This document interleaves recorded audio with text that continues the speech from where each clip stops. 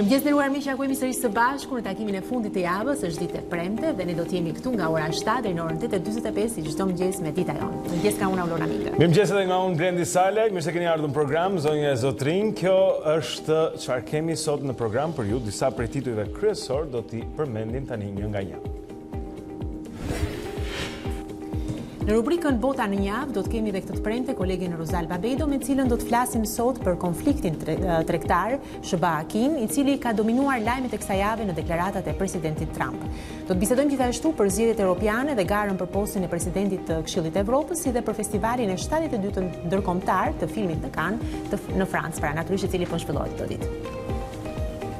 Me producentin e politikës këtu në A2 CNN, Dorian Kodrën, sot do të flasim mbi ngjarjet që shoqëruan këtë javë politike. Vijojnë qëndrimet e ngërthyera në llogoret e politikës, edhe pse ka shenja të komunikimit midis palëve që kanë nisur të shfaqen edhe në sipërfaqe. A do zhvillohen zgjedhjet më 30 qershor apo do të ketë një shtyrje për në vjesht? A do të ketë një zgjidhje të kësaj krize në mënyrë civile apo do të shkojmë drejt një konflikti social? Kto i diskutojmë me Dorin pas pak. Nga feri i burgut të Zvërnecit, një burgosur politik përkthen ferin e Dantes. Libri i Luan Ramës, epistolari i Zaratës, mërshkas nga një ngjarje e vërtetë treguar përmes 13 letrave që zbulojnë jetën e një të burgosuri. Rama përfshin në rrëfimin e tij të gjitha magjit dhe mallkimet e ishullit në burg, në një libër që tërheq lexuesin drejt reflektimeve të thella. Pra ky është libri i cilin e sugjerojmë këtë fundjavë dhe do ta diskutojmë me kritikun Akin Baçin.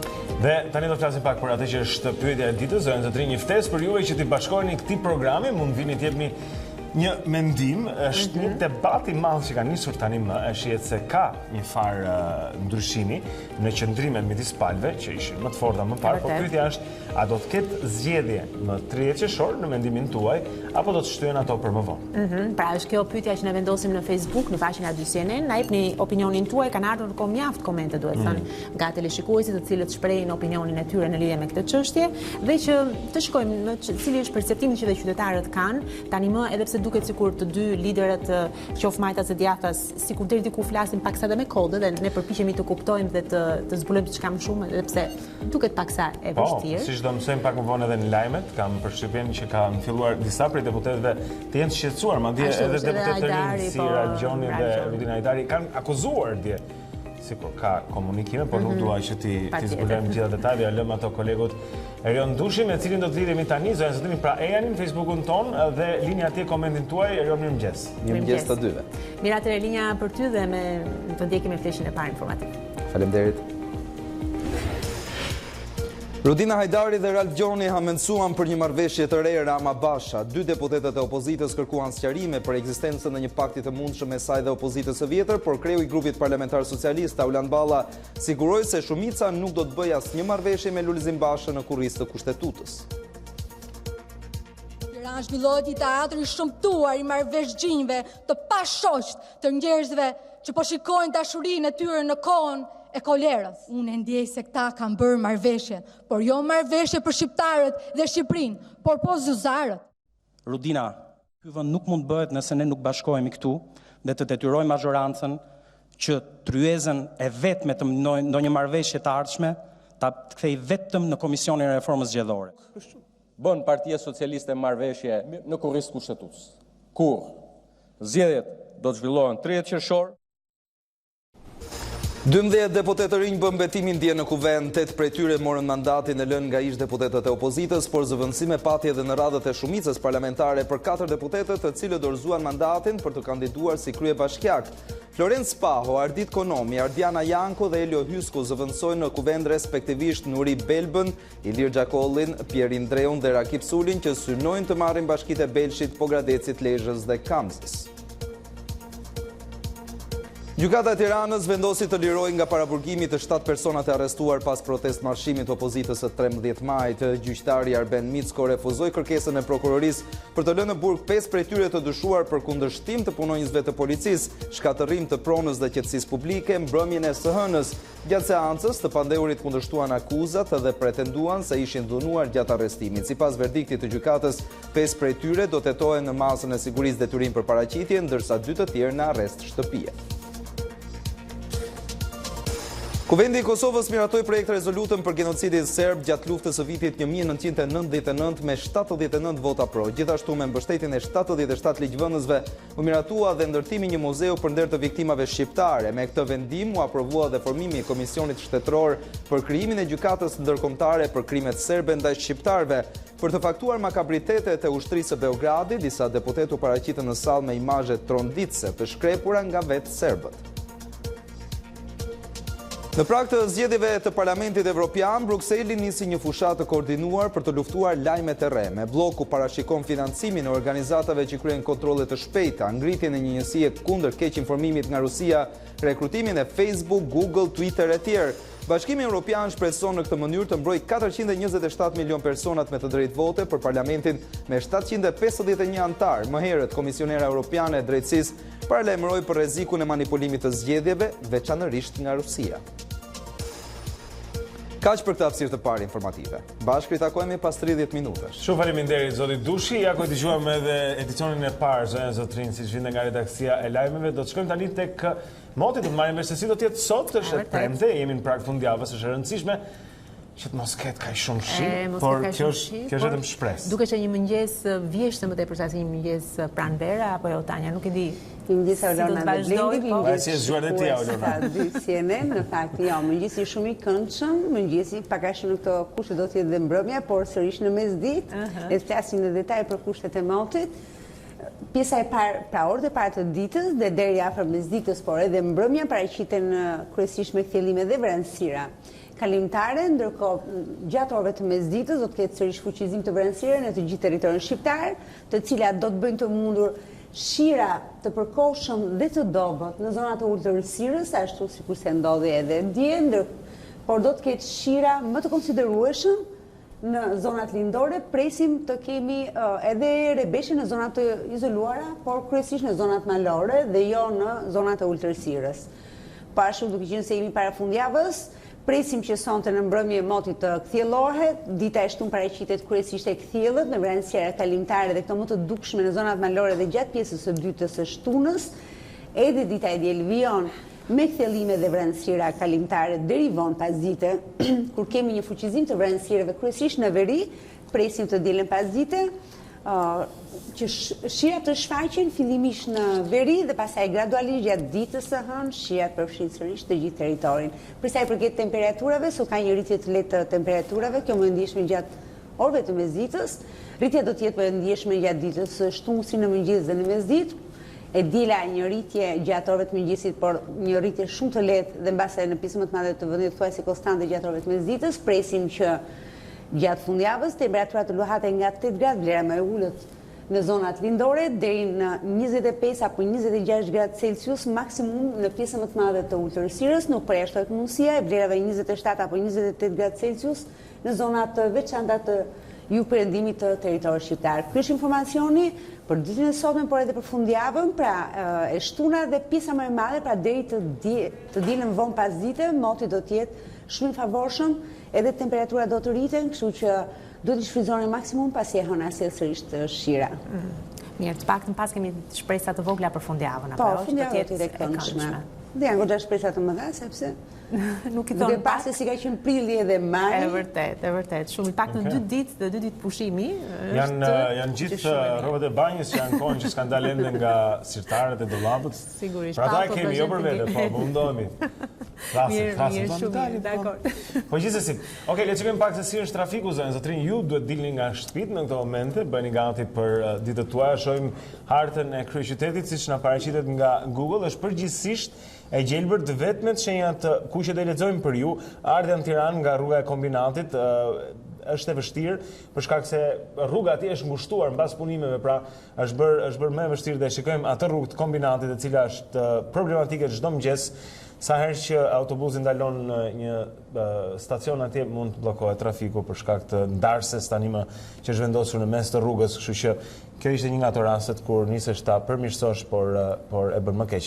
Rruga Teodor Keko në Unazën e Re ka vetëm vonesa në semaforët. Shikojmë pak vonesë tek rrethrrotullimi i Shqiponjës, asgjë për të raportuar, ndërkohë rruga Dritan Hoxha paraqitet mirë, ka vetëm makina në semaforët që presin. Rruga e Dibrës, ndërsa vjen tek kryqëzimi me rrugën e barikadave pranë nëntkaçeve, pra ka një vonesë atje që do t'ju lërë deri tek Selvia zgjatet vargu në rrugën e Dibrës. Shikojmë kryqëzimi i rrugës Bardyl me Hoxha Tasim, ka pak trafik në semaforët, edhe gjithashtu rruga e Elbasanit, zonja Zotrin, tek semafori ku kryqëzohet me Unazën, ka pak pritje, për ndryshe mund të themi se Tirana paraqitet e lirshme në këto momente, është ende herët.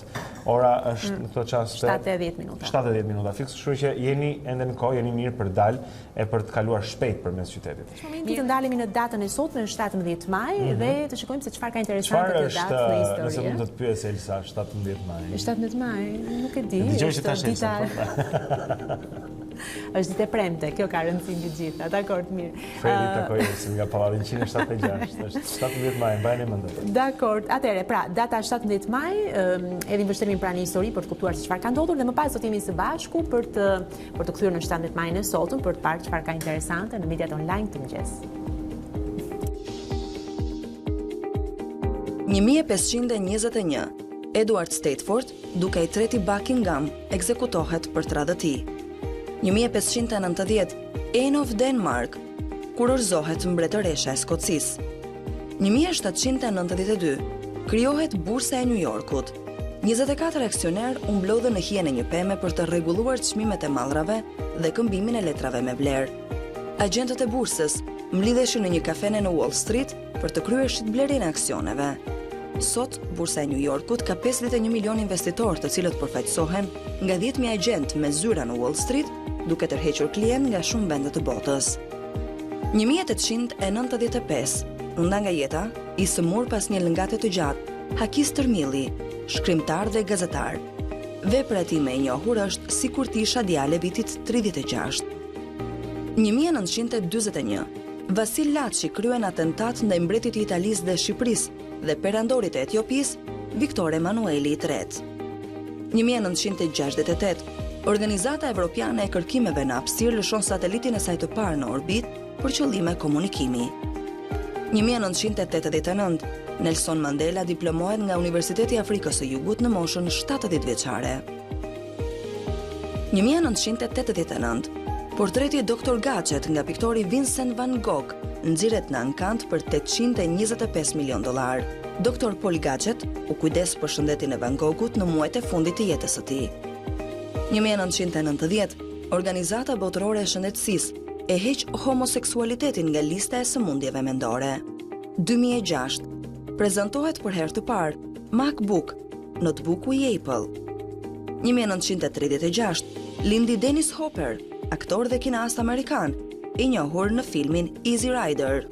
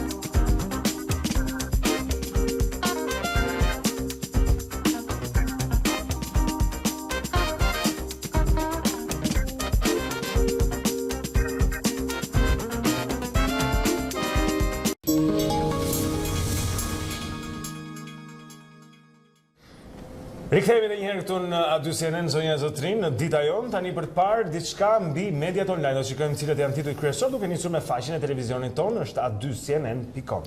Po ja ku e kemi në qendër të faqes është dhe intervista e zotit Veliaj dhe në Endri Gjafos në programin i ftuari. Veliaj në A2CNN, kullat, lejet e ndërtimit, premtimet e mbajtura dhe ato të mbetura. Veliaj zdi pse u tërhoq Kogdhima, Arben Skënderin e pres në debat.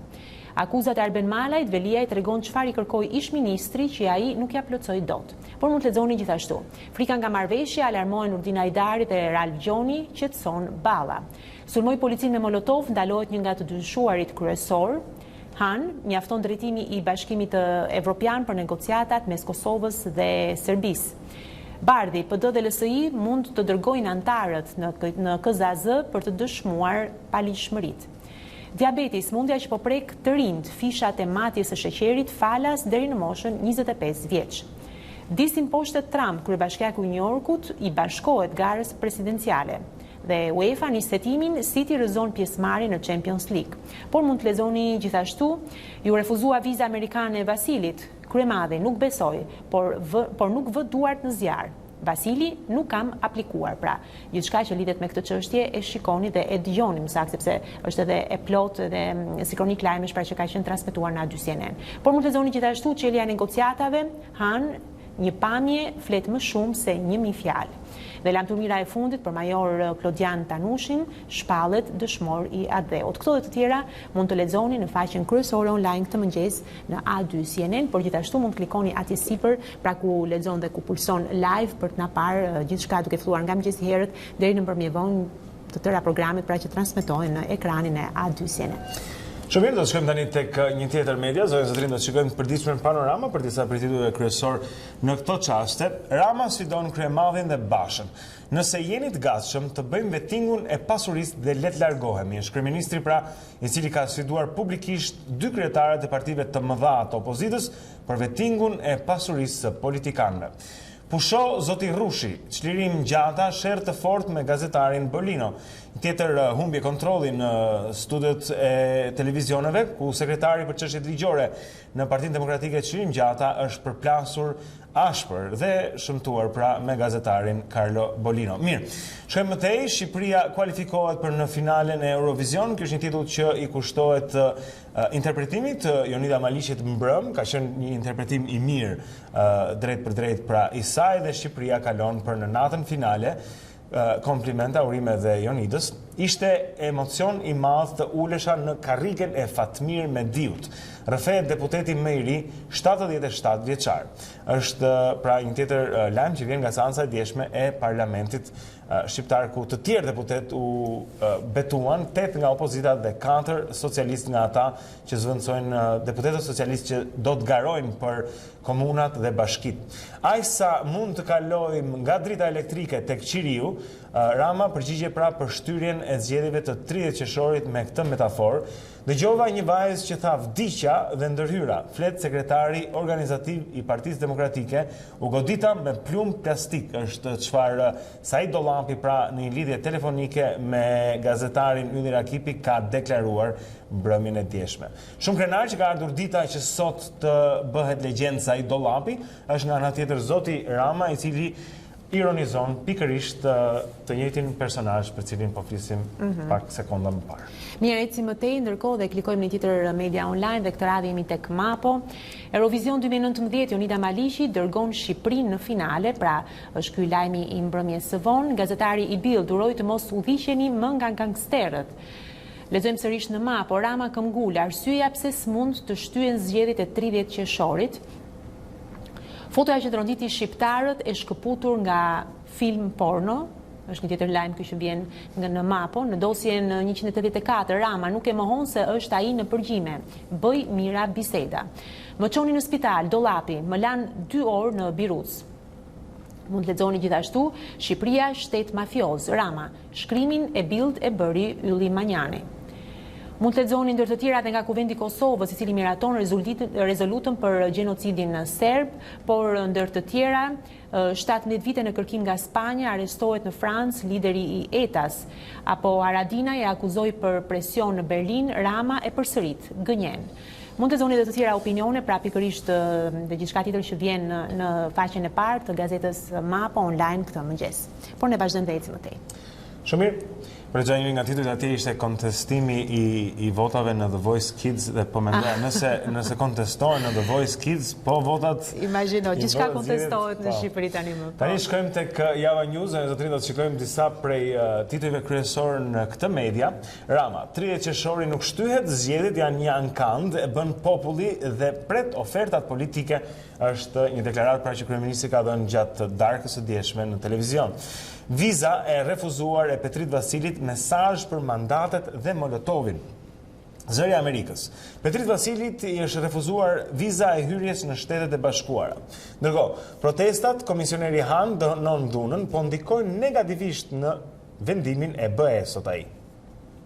Kuvendi kundër dekretit të presidentit Meta për vettingun në polici e rrëzon me 79 vota. Ndërkohë, balla mesazh të qartë. Zgjedhjet mbahen më 30 qershor, nuk e luan as Topi, bëhet fjalë kam përshtypjen këtu për mjetin, jo për ndonjë zotin Bamir Topi.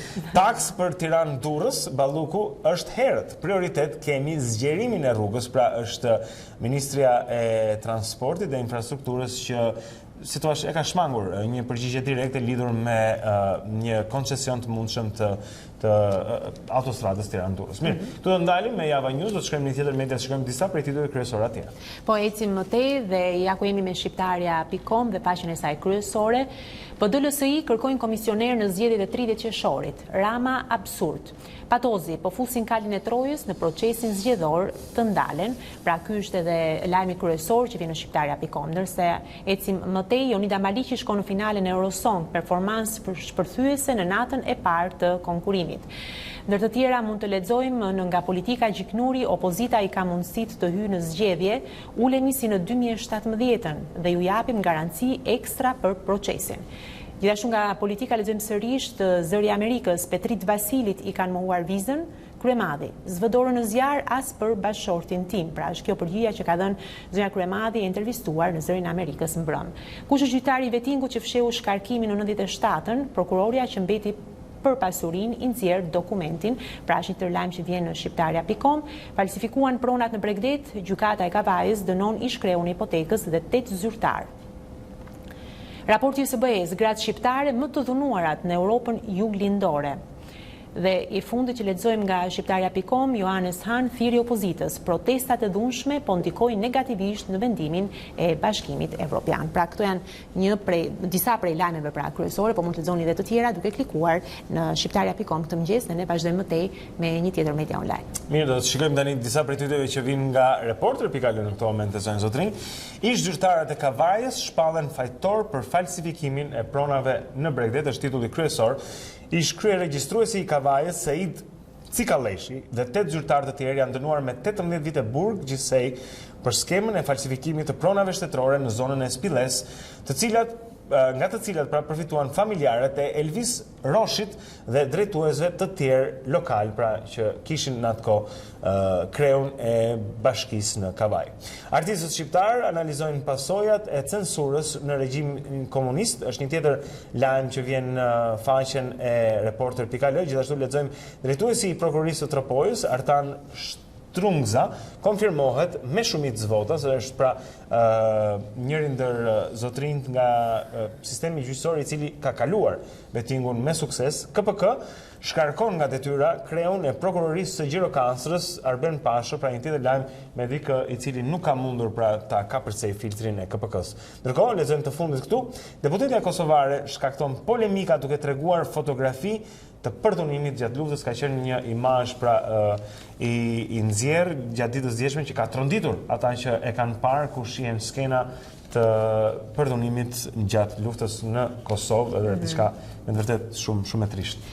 Ecim më tej dhe jemi tani me një tjetër media online, jemi tek Monitor dhe gjithçka që vjen nga ekonomia.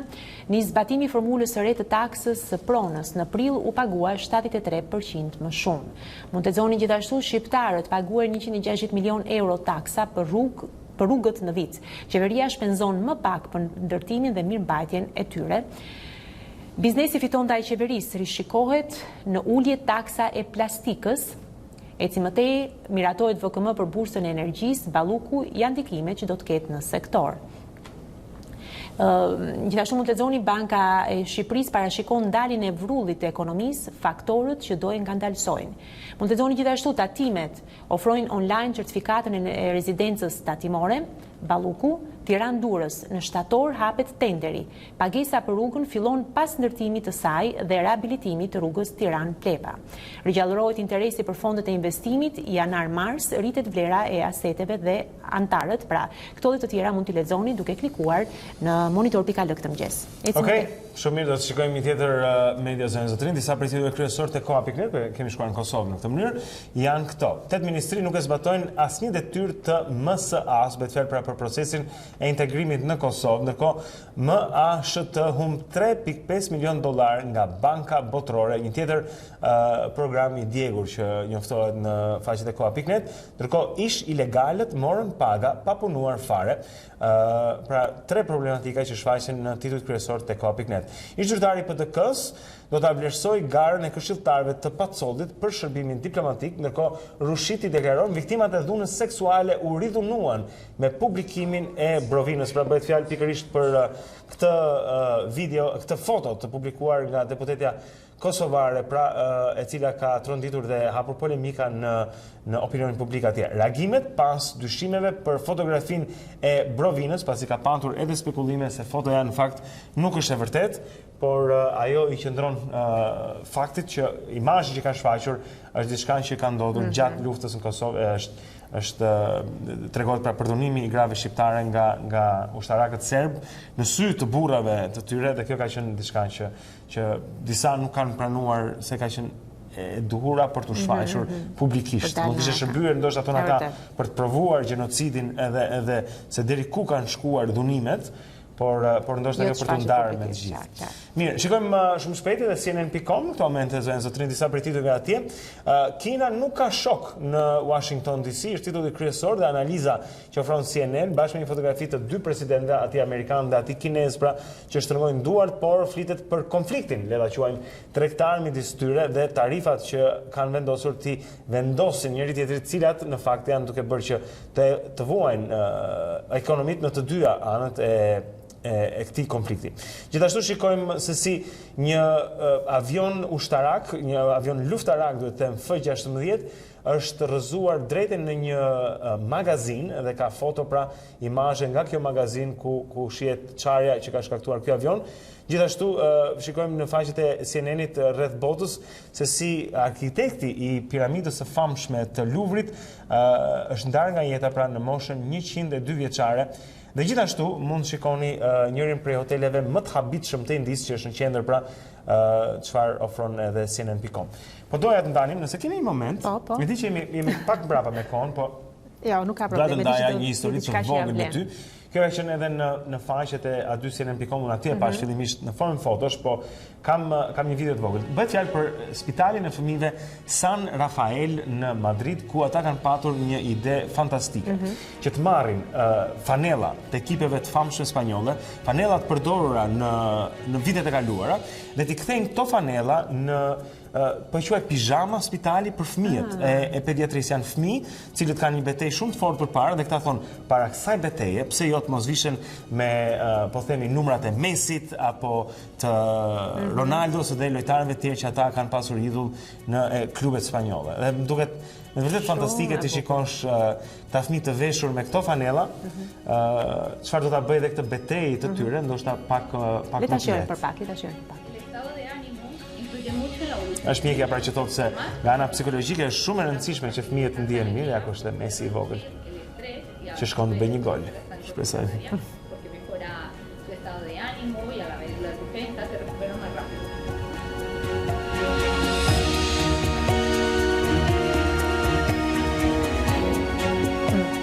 Shumë e bukur vërtet, natyrisht flet shumë.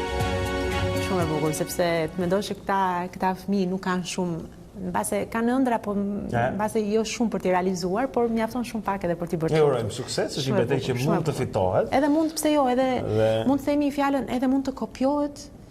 Pse mos të kopjojnë ide të tilla kaq të bukura? Po, e vërtetë, edhe ne kemi fanella shumë të bukura dhe futbollistë të dashur, kështu që do ishte mirë edhe.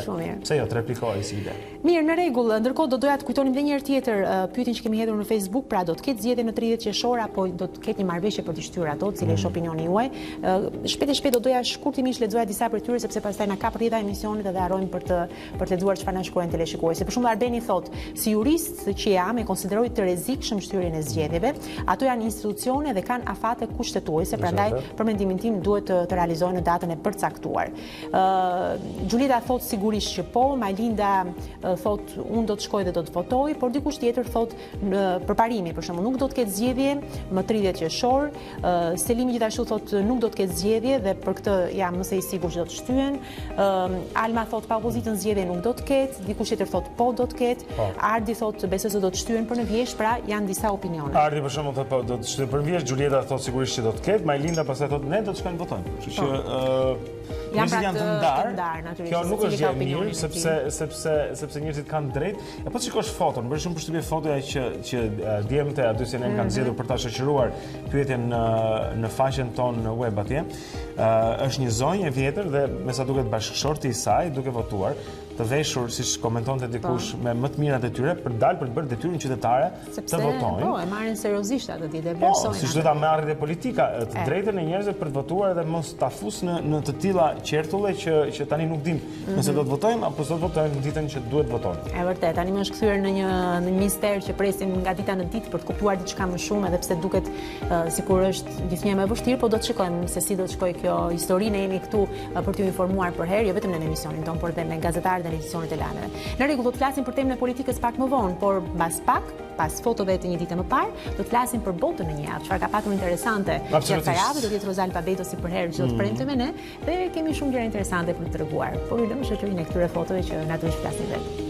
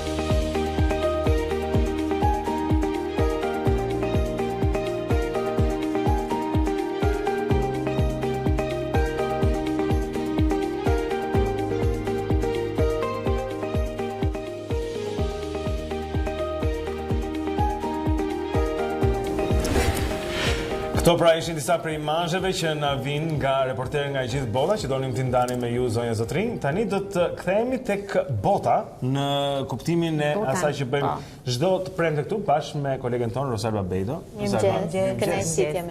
Bota në një javë. Ato zhvillimet dhe shkojmë nga një cepi globit tek tjetri natyrisht, por Rozal, ndjekim më parë kronikën që ti ke përgatitur pra për të kuptuar se cilat janë temat që do të diskutojmë, do të komentojmë sot. Ndjekim. Bëhet më jashtë për dueli SBA-Kin, asnjë prej dy superfuqive nuk ka ndërmend të lëshojë pe në luftën tregtare që ka lëkundur tregjet botërore. Presidenti amerikan Donald Trump njoftoi rritjen e tarifave nga 10 në 25% ndaj produkteve kineze, me vlerë prej $200 miliardë, ndërsa Kina u kundërpërgjigj me një masë të ngjashme për mallra amerikane me vlerë $60 miliardë. Giganti i teknologjisë Huawei është kthyer në epicendrën e grushtit të hekurt mes Washingtonit dhe Pekinit. Trump e përfshiu kompaninë në listën e zezë të sipërmarrjeve tregtare, duke ja vështirësuar edhe më shumë aksesin në tregun amerikan. Gara për zgjedhjet europiane hyn në fazën më të edhshme me sfidës së Brexit, fuqizimit të populistëve dhe rrezikut të ndërhyrjes së Rusisë. 6 kandidatët e partive kryesore europiane u ballafaquan në një debat të ashpër televiziv, i dominuar nga ndasit që kanë përfshirë bllokun prej 28 antarësh. Aleati i kancelares Angela Merkel dhe presidentit aktual të Komisionit Evropian Jean-Claude Juncker, Manfred Weber, konsiderohet si favorit. Edicioni 72 i festivalit të filmit në Cannes çeli siparin të martën me mesazhe të forta politike. Presidenti i juris Alejandro González Iñárritu sulmoi liderët botror se po udhëheqin me zemërim, gënjeshtra dhe ignorancë. Retorika e ashpër kundër emigrantëve sipas tij mund ta çojë botën në një luftë tjetër. Eventi pritet të marrë karakter edhe më politik më vonë gjatë javës. Fal prodhimeve të veteranëve të Cannes, Ken Loach dhe Terence Malick, 21 janë filmat në garë për Palmën e Artë. Mirë, pra ishin këto tema që do trajtojmë sot, si që shikoni nga politika ajo e rëndë, midis si që është midis Shtetet Bashkuara të Amerikës dhe Kinës, pastaj tek festivali Cannes gjithsesi, por që të ngelim te kjo e para.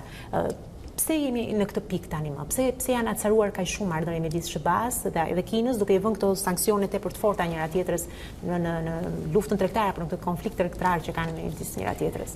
Do të thoya para se të filloja të flisja për çështjen, do të thoya që ka qenë ngjarja vetme që ka dominuar mediat ndërkombëtare këtë javë. Ka qenë vota në këtë javë, sa duket. Ka qenë vota, fatmirësisht nuk ka pasur ngjarje të mëdha, është një konflikt i bartur dhe që vazhdon prej kohësh në fakt ky mes Shtetet Bashkuara edhe Kinës. Megjithatë ka hyrë në një fazë intensive, është përshkallëzuar ndjeshëm. U përshkallëzuar në një moment kur të gjithë po mendonin dhe po shpresonin për një marrëveshje mes presidentit Xi Jinping dhe presidentit amerikan Donald Trump. Delegacioni kinez mbriti në shtëpinë e bardhë, pati bisedime, pati sinjale edhe nga Kina edhe nga Shtetet e Bashkuara se do të kishte një marrëveshje. Megjithatë, marrëveshja nuk erdhi dhe pikërisht ndërsa bisedimet po zhvilloheshin, Donald Trump tha Kina ka shkelur të gjitha paktet u i ditë që kemi bërë dhe do të tarifohet edhe më shumë. Kishte paralajmëruar presidenti amerikan, sepse tarifat ndaj maldrave kineze janë rritur që prej vitit kaluar. Ka pasur një dyfishim këto që më herët. E vërtet, ishte paralajmëruar që në qoftë se Kina nuk do të bënte ato lëshime që presidenti amerikan do të kërkonte, do të viheshin tarifat tjera. Presidenti amerikan nuk është lëkundur, e ka kthyer në fakt ai luftën tregtare me Kinën si kalin e betejës së presidencës së tij. Kërkon të rikthej triumfin dhe të gjithë lavdinë e ekonomisë amerikane dhe ka bërë duke sulmuar Kinën. Ka diçka më që nuk i qëndron historikisht zoti Trump, me sa duket ai nuk thellohet sipas disa ekspertëve, jo meje deri diku, sepse ai e paraqet gjithmonë Kinën sikur Kina është duke i vjedhur vendin Shtetet Bashkuara të Amerikës, po merr vende, ndërkohë që në Kinë kjo shihet krejt ndryshe. Kina është një vend që ka bërë tregti për mijëra vjet me të gjithë botën, dhe këta thonë nëse ne patëm një shkëputje 50 vjeçare për shkak të periudhës komuniste, kjo nuk do të thotë se Kina nuk do të rikthehet aktive në të gjitha tregjet globale, kurse Trump pretendon që këto i ka zënë Amerika dhe nuk mundet. Kina në fakt Dendi është partneri tregtar më i madh i Shteteve të Bashkuara, bën një tregti prej 700 miliardë dollarësh në vit. Ekspertët mendojnë që pavarësisht se Donald Trump i pretendon se ekonomia amerikane ka përfituar nga kjo lufta tregtare që po i bën ai Kinës, në afat gjatë, pra nuk do të ketë vetëm dëme, jo vetëm Kina, po edhe Shtetet e Bashkuara. Siç kanë paralajmëruar edhe analistët, alternativat për Shtetet e Bashkuara po kufizohen gjithnjë më shumë dhe do të bëhen gjithnjë më të shtrenjta. Kina dhe do të thoja që Kina është bërë shënjesë e Shteteve të Bashkuara, por nuk është armiku i vetëm i Donald Trumpit. Kina duket sikur po shërben për t'i treguar botës që nëse ti nuk vepron sipas mënyrave të Donald Trumpit, sipas mënyrave që kërkon ai, do të tarifohesh. Është një mesazh që po ja dërgon sepse ai ka nisur një luftë tregtare jo vetëm me Kinën, është intensifikuar me të, por ka vënë në shënjesë gjithashtu Meksikën, që është partneri kryesor tregtar, Kanadan dhe gjithashtu Bashkimin Evropian, duke premtuar që të tarifojë automjetet e importuara apo dhe një mesazh që i çohet është një luftë shumë fronce, do të thoja. Është një luftë shumë fronce, po ai është duke, edhe siç po lexonim edhe në analizat e CNN-it, thotë që po tarifon gjithë botën. Po është vegla e fundit që i ka mbetur në dollap, nuk ka asgjë tjetër për të bërë më saj mbasi tarifoj, sepse po i harxhon chipset, po thonë në këtë formë. E njëra nga gjërat që shihet gjithashtu në lidhje me marrëdhëniet me Kinën është që ata që dënohen janë dhe bizneset amerikane. përgjigjoj për njërin prej prodhuesve të motorëve të vegjël elektrik, cilët marrin shumë pjesë nga Kina për t'i prodhuar pastaj këta motor në Shtetet e Bashkuara të Amerikës, por u dalin shumë më të shtrenjtë se sa më përpara, tani që çdo gjë është tarifuar me 25%, kështu që ai e shiste me $1.500, pra $1.500 motorin, tani del diku te 1.800. Dhe kjo penalizon biznesin vendës. Dhe ka pasur janë shënuar, pra bizneset kanë mësuar dëme të mëdha dhe kjo është raportuar. Megjithatë, Trump është kujdesur t'i shqetësojë edhe prodhuesit vendas, ka thënë që do të kompensoheni për dëmet pra që do të shënohen nga ky rezultati i tarifimeve të larta nga Kina. Ajo që do Trump është që të rritet prodhimi në Shtetet e Bashkuara, kërkon pra duke rritur tarifat ndaj produkteve kineze, bën që amerikanët mos kërkojnë pra kompanitë amerikane më prodhues ose prodhime kineze, por t'i drejtohen tregut vendas. Megjithatë, kjo është ka kaq shumë opsione para se të vinë tek tregu vendas që është krahë punës shumë i shtrenjtë. Se ti shkon nga Kina në Etiopi, nuk shkon nga Kina në Amerikë. Sigurisht, patjetër. Jo, duket sikur i trëmbet vërtet në fakt Trump Kinës, përderisa është kaq duhet një armik, kam përshtypjen që gjithmonë duhet dhe kaq drastik. Është një luftë për dominancë aulona, kjo midis Shtetet e Bashkuara dhe Kinës, dhe është komentuar nga analistët edhe si një luftë personale mes presidentit Xi Jinping dhe Donald Trump. Janë dy liderët më të pushtetshëm në botë dhe tani edhe në qoftë se pavarësisht edhe ata kanë filluar të shohin të dhënat edhe presidentin Donald Trump, asnjëri prej tyre nuk mendohet se do të bëjë një hap prapa, pasi është, si thuaç, në lojë reputacioni i tyre si lider global dhe reputacioni i vendeve të tyre, Kinës dhe Shtetet Bashkuara, që prej kohësh pra luftojnë për dominancë në tregjet botërore. Huawei është kompania ku ky konflikt bëhet, si thua, materializohet më konkretisht. Është luftë për dominimin e të ardhmes teknologjike. Huawei duket se është shënjestra kryesore e presidentit amerikan Donald Trump, e ka sulmuar qysh në fillim të presidencës së tij dhe lufta po bëhet gjithnjë më ashpër. Paralelisht me luftën tregtare, ajo ndaj Huawei po përshkallëzohen ndjeshëm. 2 ditë më parë presidenti amerikan mori një tjetër masë drastike duke firmosur një urdhër që ndalon kompanitë amerikane të bëjnë biznese me kompani të huaja, të cilat ai i konsideron armike dhe që kërcënojnë sigurinë e vendit. Është një masë që ka shënjestron kryesisht Huawei, të cilin presidenti amerikan Donald Trump e akuzon se përdoret nga qeveria kineze për të përgjuar. Pra, është konsideruar si një masë drastike, e cila sigurisht do të ketë pasoja. Kanë reaguar krerët e Huawei, ka reaguar Kina. Megjithatë, Trump duket i vendosur për të mos e ndalur këtë luftë. Bëhet fjalë edhe këtu për një luftë për dominancën e rrjetit 5G. Pra janë shkon për te marrëdhënieve diplomatike. Për momentin vetëm luftë. Po që jemi tek Trumpi dhe Kina, në gazetën Süddeutsche Zeitung, që është e Gjermanisë Jugut, Angela Merkel dje thoshte se ne gjithashtu si Evropë duhet të bëhemi rival të superfuqive si Rusia, Amerika dhe Kina, për cilët po flisim. Angela Merkel po sugjeron e thotë ne kemi fuqinë ekonomike, kemi popullsinë, por do të kemi gjithashtu edhe fuqinë dhe bashkimin politik që ta bëjë të mundshme. Angela Merkel prej kohësh kërkon një front të bashkuar europian përballë politikave gjithmonë më proteksioniste dhe izoluese të Shteteve të Bashkuara. Nuk kanë më Bashkimi Evropian armikun e përhershëm Rusin, rivalet ekonomik Kinën. Tani është Amerika që po kthehet në një rival të rëndësishëm të Bashkimit Evropian. Megjithatë, në çfarë fryme vijnë tani këto zgjedhje në Bashkimin Evropian? Pra kemi populistët tani më që kanë marrë revansh, kemi faktorin rus gjithashtu, po kemi dhe Brexit, janë tema kyçe që do ndikojnë ndjeshëm, do kanë shënuar ndjeshëm këto zgjedhje europiane, zhvillohen pra në një kontekst të veçantë, do të thoja, pasi përballet me shumë sfida Bashkimi Evropian. Zgjedhjet do të zhvillohen me 26 maj dhe sfida kryesore, do të thoja, për zgjedhjet europiane këtë vit, përpos Rusisë, Brexitit dhe gjitha ndasive që kanë shënuar pra Bashkimin Evropian, është edhe pjesëmarrja e ulët.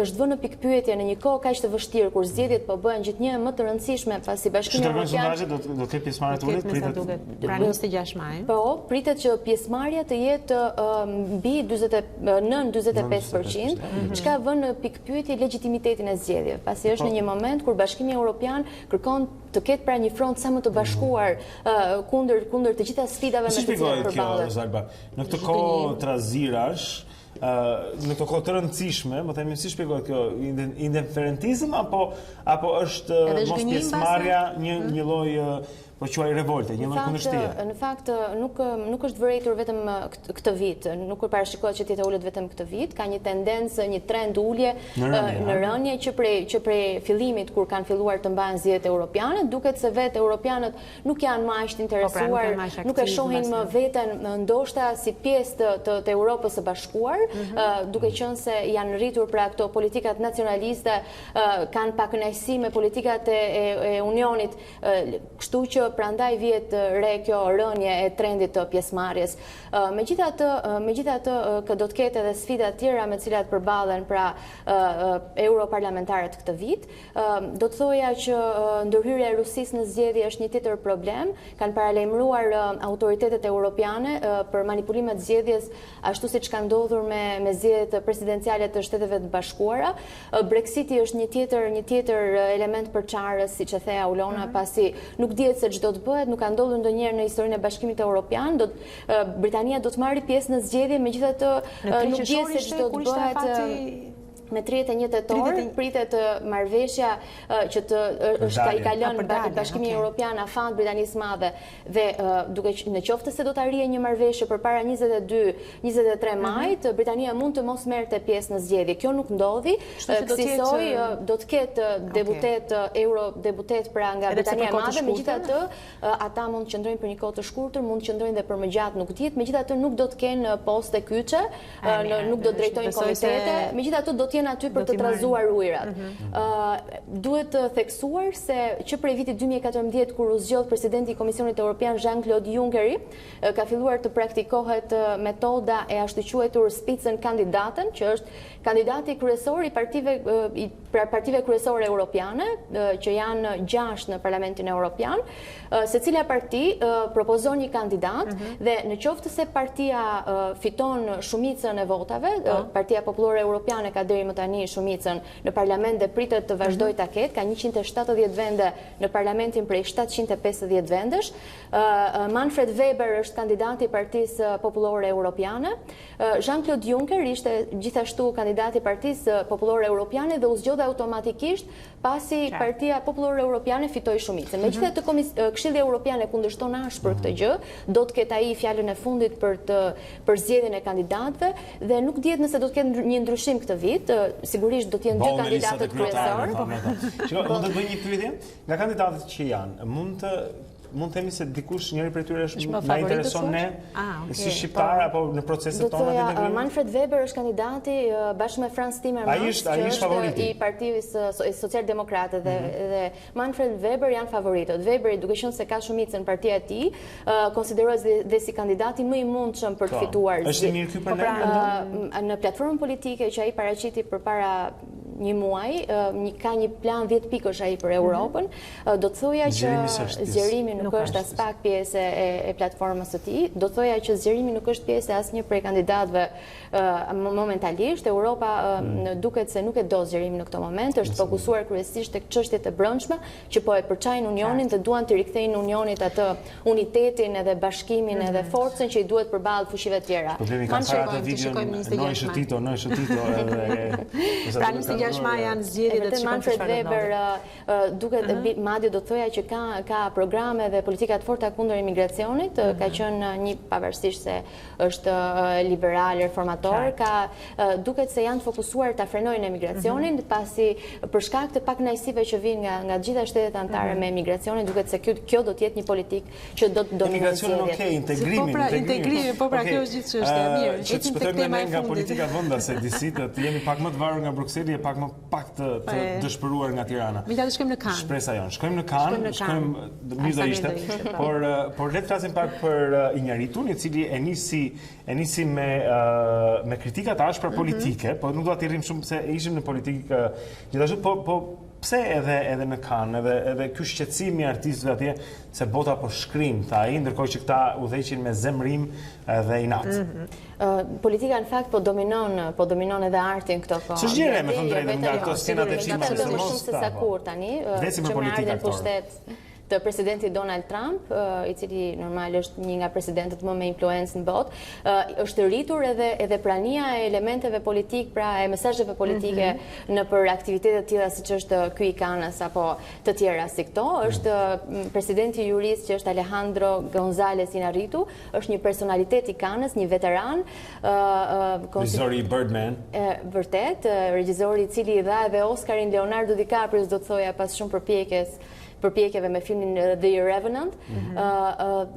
I tha Iñárritu pra dënoi ansh për politikat e udhëheqësve botror, por në një referencë të fshehur ndaj presidentit amerikan Donald Trump, I cili siç tha me politikat kundër emigracionit, me politikat e ashpra izoluese, po e çon botën drejt një lufte tjetër. Ishte një mesazh I fortë politik, I cili do të jetë I pranishëm mesazhet politike edhe në filma të tjerë. Janë regjizorët Ken Loach dhe Terrence Malick, të cilët shuhen për mesazhet e tyre politike dhe për tema që shqetësojnë botën dhe njerëzimin.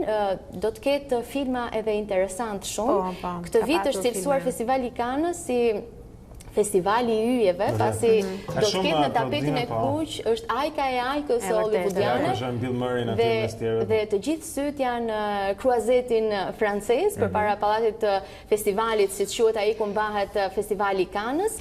Është I shumë pritur debutimi I Quentin Tarantinos, është edhe kthehet Quentin Tarantino, kujtojmë se ka fituar palmën e artë me Pulp Fiction shumë vite më parë, dhe duket se është një prej pretendentëve më të fortë, kthehet me një cast aktorësh, me një super cast aktorësh, bën bashkë, aktorin e tij të preferuar është Leonardo DiCaprio, është gjithashtu është Brad Pitt dhe Margot Robbie, është aktoreja, një nga aktorët që po bën bujë tani në Hollywood. Ka filma shumë të mirë që do të shfaqen. Dhe Almodovar me Pedro Almodovar, I cili rritet ai me. Unë me një gjë nuk rash dakord me të drejtë me Iñárritun atje ku Netflix bojkoton sepse nuk ka prodhime të Netflix. Sepse ata kanë kërkuar që të jenë vetëm prodhime të cilat janë shfaqur për herë të parë në kinema. Netflixi funksionon drejtë në shtëpi. Për mua, mohimi I këtyre veprave, cilat kur xhirohen janë kinematografi 100%, vetëm për shkakun se nuk janë shfaqur fillimisht në kinema, më duket penalizues. Kana është një nga festivalet që ka dashur të qëndrojë në kornizave tradicionaliste, e vërtet është një mënyrë. Shiko, ka romanet e Dostojevskit që janë botuar në gazeta, në mënyrë seriale, por nuk I bën ata më pak romane. Në vitet e sotme normal edhe aktivitetet tilla duhet të jenë të hapura ndaj çdo lloj mënyre prodhimi, megjithatë po e ka bojkotuar, edhe shumë analistë kanë vlerësuar si të padrejtë faktin, sepse Netflix tregoi gjatë ceremonisë së Oscarit që kishte filma shumë të mirë, të cilat do të kishin shkëlqyer edhe në festivalin e Kanës. Megjithatë nuk ndodhi kështu. Megjithatë nuk do të mungojnë prodhimet e mira, Blendi. Do të ketë përveç, siç thamë, Quentin Tarantinos që vjen me një histori të Hollywoodit të viteve 1969, është Once Upon a Time.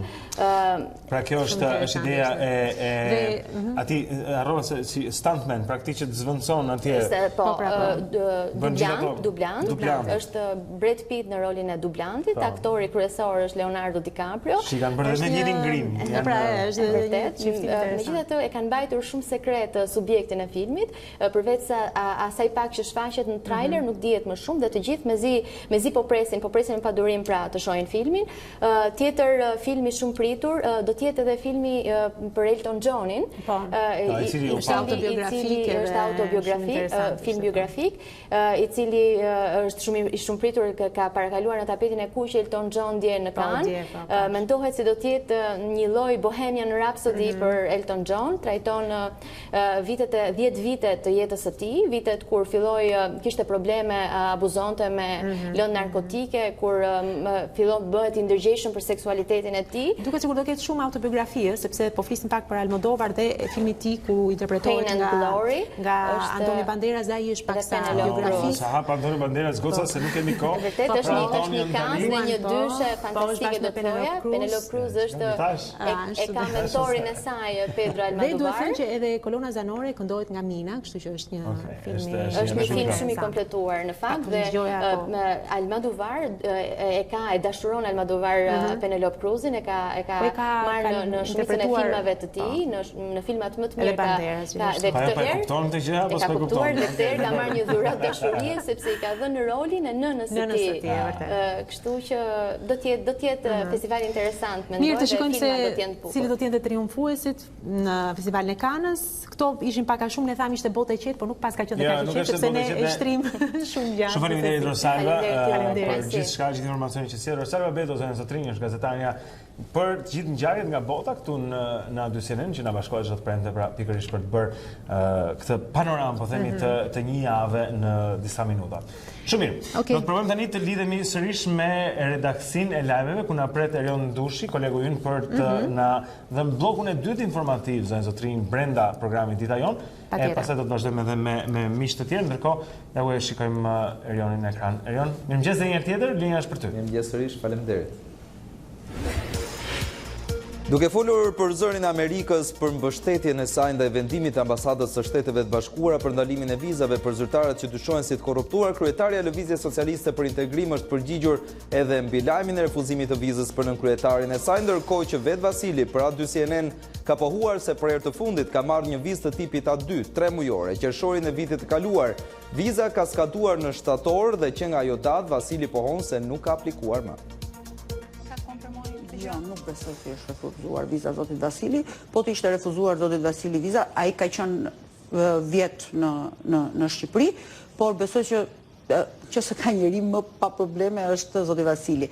Megjithatë, unë nuk e vë dorën zjarr as për fëmijët e mi, as për bashkëshortin tim, por ajo që dua të them është që në çdo rast, çdo ndarje e informacionit në raste të tilla me ambasadën amerikane dhe me Lëvizjen Socialiste për Integrim, ne do të jemi të gatshëm. Por mos harrojmë vetëm një gjë, zoti Vasili ka qenë një nga bashkëpunëtorët më të ngushtë me zotin Lu për sa i përket reformës së drejtësisë dhe ka qenë një nga njerëzit i cili kanë nxitur përfundimisht dhe ka realizuar përfundimin e komisionit ad hoc të reformës së drejtësisë në Shqipëri. Partia Demokratike ka vendosur të dërgojë përfaqësues në zgjedhje. Selia Blu pranoi se në të gjitha degët ka nisur tashmë puna për përzgjedhjen e tyre, ndonse në fillim demokratët injoruan afatin e 18 marsit për të paraqitur anëtarët në KZAZ. A2CNN mësoi se dhe Lëvizja Socialiste për Integrimi ka gati njerëzit e saj, numri 2 i Partisë Demokratike, ndërkohë Gazmend Bardhi shpjegoi se ky qendrim ndryshoi pas informacioneve që kanë bërritur në PD, sipas të cilave anëtarët socialistë të KZAZ-ve po kryen shkelje të rënda ligjore në këtë proces zgjedhor. Dekreti i presidentit të Republikës që kthente mbrapsht ligjin e vetingut në polici u rrëzua me 79 vota nga mazhoranca në seancën e djeshme parlamentare. 11 nga deputetët e opozitës, kryesisht nga grupi të pavarurve i dal nga listat e LSI, ishin pro argumenteve të Metës se ligji i ndryshuar nga Leshaj mund të përdoret si shantazh për policin, ndërsa 18 të tjerë abstenuan. Admir Murata, që mbeti i vrarë në grabitje në pistën e Rinasit, u qellua nga një distancë jo më shumë se 15 metra. Në këtë konkluzion dolën ekspertët e mjekësisë ligjore. Akti i ekspertimit i është dorëzuar prokurorisë për krime të rënda, të cilët përkryen hetimet për vjedhje në pistën e Rinasit më 9 prill, ku grupi i grabitësve arriti të marrë miliona euro. Megjithatë, ende nuk është përcaktuar lloji i armës me të cilën u qellua 44 vjeçari. Prokuroria mbetet në pritje të ekspertizës balistike. Për policët që morën pjesë në aksion, ndërkohë krimet e rënda kanë regjistruar një procedim penal për vrasje. Dalemi së fundmit të vota, kryebashkiaku i New Yorkut Bill de Blasio shpalli kandidaturën brenda Partisë Demokratike për zgjedhjet presidenciale të vitit 2020. Ai e cilëson veten si kandidatin më të mirë mes 23 të tjerëve për të sfiduar presidentin Donald Trump. Gjithashtu sulmoi drejt për drejt kreun e Shtëpisë së Bardhë, duke e quajtur atë një tiran, dhe shtoi se është i pajisur mirë për ta mposhtur atë. Votimi i parë për zgjedhjet paraprake pritet të zhvillohet brenda 9 muajve. Ishte gjithçka mbi informacionin. Faleminderit për vëmendje dhe mirupafshim. Shumë faleminderit Erion. Ja ku e morëm edhe bllokun e dytë informativ zonja e Zotrin. Tani do të shikojmë se si do të jetë situata sinoptike. Moti pra mbi kontinentin evropian edhe mbi rajonin tonë, gjithashtu një përmbledhje për Shqipërinë. Për këtë do na ndihmoj meteorologja jon këtu në studio. Tanja Porja është pranë nesh. Mirëmëngjes sërish. Mirëmëngjes sërish. Flasim për rajonin, pasi vetëm në ditën e sotme rajoni do të vijë të problematik në disa zona të Ballkanit, pra do të kemi Grumbullim vranësia është kryesisht gjatorëve të Mesditës dhe rrebeshja fatshkurtre shiu të shoqëruar këto me stuhi të përkohshme ere, por fundjava në pjesën më të madhe të Ballkanit sjell kryesisht kthjellime dhe rritje të temperaturave. Për sa i përket pjesës tjetër të kontinentit, kemi gjatë ditës së sotme zhvillim të vranësirave në juperëndim të Europës dhe një pjesë me zëdheut perëndimor. Gradualisht këto vranësira do të rihiqen, do të udhtojnë më saktë drejt zonës së Alpeve, por edhe veriu të Italisë, edhe fundjava, pra e shtuna dhe e dila, mbetet pak a shumë në të njëjtat kushte, ku vranësirat janë të fokusuara në zonat perëndimore, por edhe në qendër, duke përfshirë pjesën më të madhe të Italisë. Gjatë mbrëmjes të shtunës, por edhe të dielën, këto vranësira do të prekin edhe veriun e Ballkanit dhe gradualisht, siç e tham dhe në erën e parë, gjatë së hënës ato vinë edhe në territorin shqiptar, duke prekur pra edhe brigjet perëndimore të Ballkanit. Përsa i përket temperaturave, temperaturat rriten ndjeshëm në zonat lindore të Europës, po ashtu kemi një rritje në shtrirë jugore të detit Mesdhe, ndërkohë do të ulen temperaturat pikërisht në ato zona ku ne presim vranësirat dhe shirat gjatë ditës së sotme, por edhe fundjavës. Pra, Europa perëndimore, një pjesë e Ballkanit Mesdheu perëndimor, por edhe pjesa më e madhe e Italisë, e cila gjatë ditës sot vonë, pas dite, por edhe gjatë së shtunës dhe të dielës, pjesa më e madhe e Italisë dominohet nga vranësira, stuhir afatshkurtra me erë të fortë dhe rrebeshe shiu dhe më pak veriu i Ballkanit. Ky është informacioni për kontinentin, vlen të theksojmë për territorin shqiptar që sot mezita do të ketë sërish rreshje të përkohshme, më pas përmirësohet moti sonte në mbrëmje, vijon moti përmirësuar pra në kushtet e kthjellimit dhe vranësirat të herpashershme gjatë gjithë ditës së shtunë, edhe pjesa më e madhe e së dielës, pra deri vonë pas ditën e së dielës mbetet moti kthjellë dominant në territorin shqiptar. Vonë në mbrëmjen e së dielës kemi rishfaqje të vranësirave kryesisht në veri ku presim edhe shirat e parë, shirat si thua përfshin territorin gjatë së hënës. Temperaturat do të rriten sot dhe nesër gradualisht, një rritje më të ndjeshme dita e diel, presim temperatura maksimale mbi 25-26 gradë Celsius.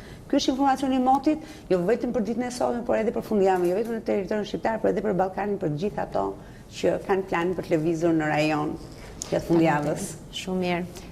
Natyrisht një informacion mëse i nevojshëm. Faleminderit Tanja. Dakor, mirë, është momenti tani për të marrë tjera informacione. Jemi në lidhjen e dytë me studion e lajmeve për sa i takon dhe informacioneve sportive. Por më parë le të ndjekim trafikun duke që bëhemi gati dhe me Kristi. E shem pak hartën e trafikut në kryeqytet në këto momente, zënë zotrin, nga Google e ofruar këtu tregon në televizin e mjeteve në Tiranë në këto momente shikojmë që ka ngadalësime të ndjeshme në rrugën ardhja nga kombinati pra për Tiranë është e ngadalt, kështu që duhet ta merrni shtruar atje. Rruga Teodor Keko e unazës së re paraqitet jo keq, ka disa rëndesa në semaforët, por breda normale do ta quaja. Më e ngarkuar është rruga Dritan Hoxha, pra ajo dalje nga Tirana do t'ju merrte më gjatë, pra dalja përmes rrugës Dritan Hoxha, nëse i pini nga Lapraka do t'ishte më vështirë sesa nga unaza e re në këto momente. Ngarkesa në rrugën Dritan Hoxha ngarkon edhe rrugën Lord Byron. Shohim gjithashtu që është i ngarkuar rreth rrotullimi i zogut të Zi, zonja e Zotrin, e gjithashtu gjithë unaza e sipërme, praktikisht nga rreth rrotullimi i zogut të Zi deri tek rruga Ferit Xhajko, pra kryqëzimi me rrugën e barikadave, do të jetë i ngarkuar në të dyja drejtimet. Unaza e sipërme në këto momente do të jetë një pritje e gjatë për ju. Rruga Sirikodra gjithashtu ndikohet nga kjo. Shohim gjithashtu me shumë ngarkesë në zbritje tek Qendra Spitalore Universitare Nën Tereza, praktikisht duke nisur nga stacioni ose rajoni i policisë numër 4 deri në zbritje, deri tek Nëntkaçet, rruga e Dibrës tani është shumë e ngarkuar. Nëse mund ta shmangni rrugën e Dibrës, unë do zgjidhja një alternativë tjetër për të shkuar atje ku jeni duke shkuar, sepse është shumë e ngarkuar. Rreth rrotullimi, kryqëzimi i 21 dhjetorit dhe kryqëzimi tek bloku Vasi Shanto gjithashtu kanë ngarkesën e zakonshme të kësaj dite. Shohim se shumë e ngarkuar është edhe rruga Abdyl Frashëri nga rreth rrotullimi i sheshit Wilson, zonja Zotrin, deri tek kryqëzimi me bulevardin Dëshmorët e Kombit, pra tek Presidenca. Rruga Abdyl Frashëri është tepër e ngarkuar dhe është e gjitha e shënuar me të kuqe dhe portokalli. Gjithashtu e ngarkuar në këto momente është edhe rruga e Elbasanit, do t'i vonoj, rruga e Elbasanit nga qyteti Studentit deri tek kryqëzimi me Urën e Lanës, pra rruga e Elbasanit ka një ngarkesë të plotë sot, dhe unaza e poshtme tek Ministria e Punëve të Jashtme e deri tek semafori i kryqëzimit me rrugën e Elbasanit është gjithashtu shumë e ngarkuar. Mirë, ishte kjo situata e trafikut në këtë mëngjes, është ora 8:08 minuta, kështu që lëvizja ka filluar me sa e pam. Mirë, lidhemi tani pra është momenti me studion e lajmeve, kemi Kristi në lidhjen e dytë për se takon informacioneve sportive. Kristi, linja për ty. Fernando Alonso ka provuar për herë të parë në karrierën e tij një aksident automobilistik edhe në garën 500 milje të Indianapolis. Ish piloti i Formula 1 u përplas me muret rrethuese të pistës në provat e lira, duke shkaktuar një incident të frikshëm. Makina e tij me numër 66 Dallara Chevrolet u shkatërrua totalisht, ndërsa për pilotin spanjoll fatmirësisht nuk pati asnjë lëndim fizik. Paulo Dybala nuk është i lumtur dhe mund të largohet. Kështu është shprehur vëllai i yllit të Juventus për mediat argjentinase, teksa nuk nguron të thotë hapur se janë disa futbollistë që kërkojnë largimin nga bardhëzinjt. Paulo Dybala është një nga emrat e përfolur që mund të largohet nga Juventus me mbarimin e kampionatit. Përveç faktit që konfirmimi i Allegrit e largon edhe më shumë argentinasin nga Torino për shkak të raporteve jo të mira. Orët e fundit ka qenë vëllai i tij ai që ka zbuluar detajet të rëndësishme që lidhen me të ardhmen. Ka shumë mundësi që Paulo të largohet nga Juventus, ka nevojë për ndryshim, nuk është i lumtur dhe nuk është i vetmi që do të largohet. Jashtë fushave nuk ka asnjë problem me Ronaldon, por brenda tyre po. Nuk mund të dalë mbi të pasi është i ri. Ishin disa nga fjalët e Gustavo Dybalas, vëllai të yllit të Argjentinas. Nuk mbaron me kaq pasi në intervistën për mediat argjentinase. Gustavo zbulon se Paulo Dybala ka preferuar për shumë kohë të luajë në Itali edhe nëse do të largohej nga Juventus, por jo më. Dalja hapur e vëllait të Argjentinasit lidhur me gjendjen e futbollistëve të Juventus është një këmban alarmi për drejtuesit bardhëzinj që në merkaton verore mund të përballen me më shumë se çështjen Dybala. Real Madrid është brendi futbollistik më i kushtueshëm në glob. Një raport i Brand Finance tregon se Los Blancos kanë një vlerë prej 1.6 miliard eurosh si askush tjetër. Pas Real që mban kurorën vjen Manchester United me 1.4 miliard euro dhe më pas Barcelona me 1.3 miliard, pak a shumë e njëjta vlerë me Gjermanët dhe Bayernit të Munihut. City dhe Liverpool plotësojnë gjashtën e superklubeve që përbëjnë 40% të vlerës totale të brendeve më të kushtueshme të futbollit. Ndërsa klubet italiane mbeten jashtë vjetëshe së parë me Juventus që qëndron mbi klubet e tjera por me një vlerë nën 1 miliard euro. Ndodh në një nga ligat rajonale të futbollit gjerman. Në ndeshjen mes Schaldingheim dhe Rosenheim, të mbyllur me fitoren e këtyre të fundit 3-1, goli i avantazhit të miqve është i rrallë sepse asistohet jo nga një prej futbollistëve, por prej arbitrit kryesor të takimit. Pamjet kanë bërë xhiron e botës, ndërsa në skuadrën fituese aktivizohet edhe mesfushori me origjinë kosovare, luftëtar Mushkolaj, i rritur në kampionatin zvicerian. Me këtë gol dhe me këtë fitore, Rosenheim siguroi 3 pikë të rëndësishme në garën për mbijetesën në ligën rajonale. Vatikani do të ketë për herë të parë në historinë e tij një skuadër futbolli femrash. Në drejtimin e trajnerit Susan Volpin, skuadra e Vatikanit do të debutojë në një ndeshje miqësore përballë Romës në datën 26 maj. Por përveç kësaj, interesant është fakti se është Papa Francesku personi që ka insistuar më së shumti në krijimin e ekipit të futbollit për femra. Vetëm përpara viteve 90, Vatikani zbriti në fushë edhe në futbollin e meshkujve. Ndeshja e tyre e parë zyrtare u zhvillua jo përballë një shteti tjetër, por përballë një grupi gazetarësh austriak. Ndeshja e fituar në shifrat 3-0. Në janar të këtij viti Vatikani krijoi edhe ekipin e atletikës, që përbëhet nga roje zviceriane priftërinj, murgesha, farmacist dhe një profesor 62 vjeçar që punon në librarinë apostolike të Vatikanit. Ishte gjithçka për zhvillimet sportive dhe ditën e sotme. Shikon çfarë ndodh kur e ke papën Argjentinas? E skuadra futbollit. Faleminderit Kristi. Kris Martiros Zotrin që na informon, ne do të kemi një shkëputje shumë të shkurtër këtu në anën tjetër të cilës do të takojmë bashkë me këtu në studio edhe producentin e politikës në A2CNN Dorian Kodra, do të diskutojmë për disa pengjarjeve kryesore që shenjuan këtë javë.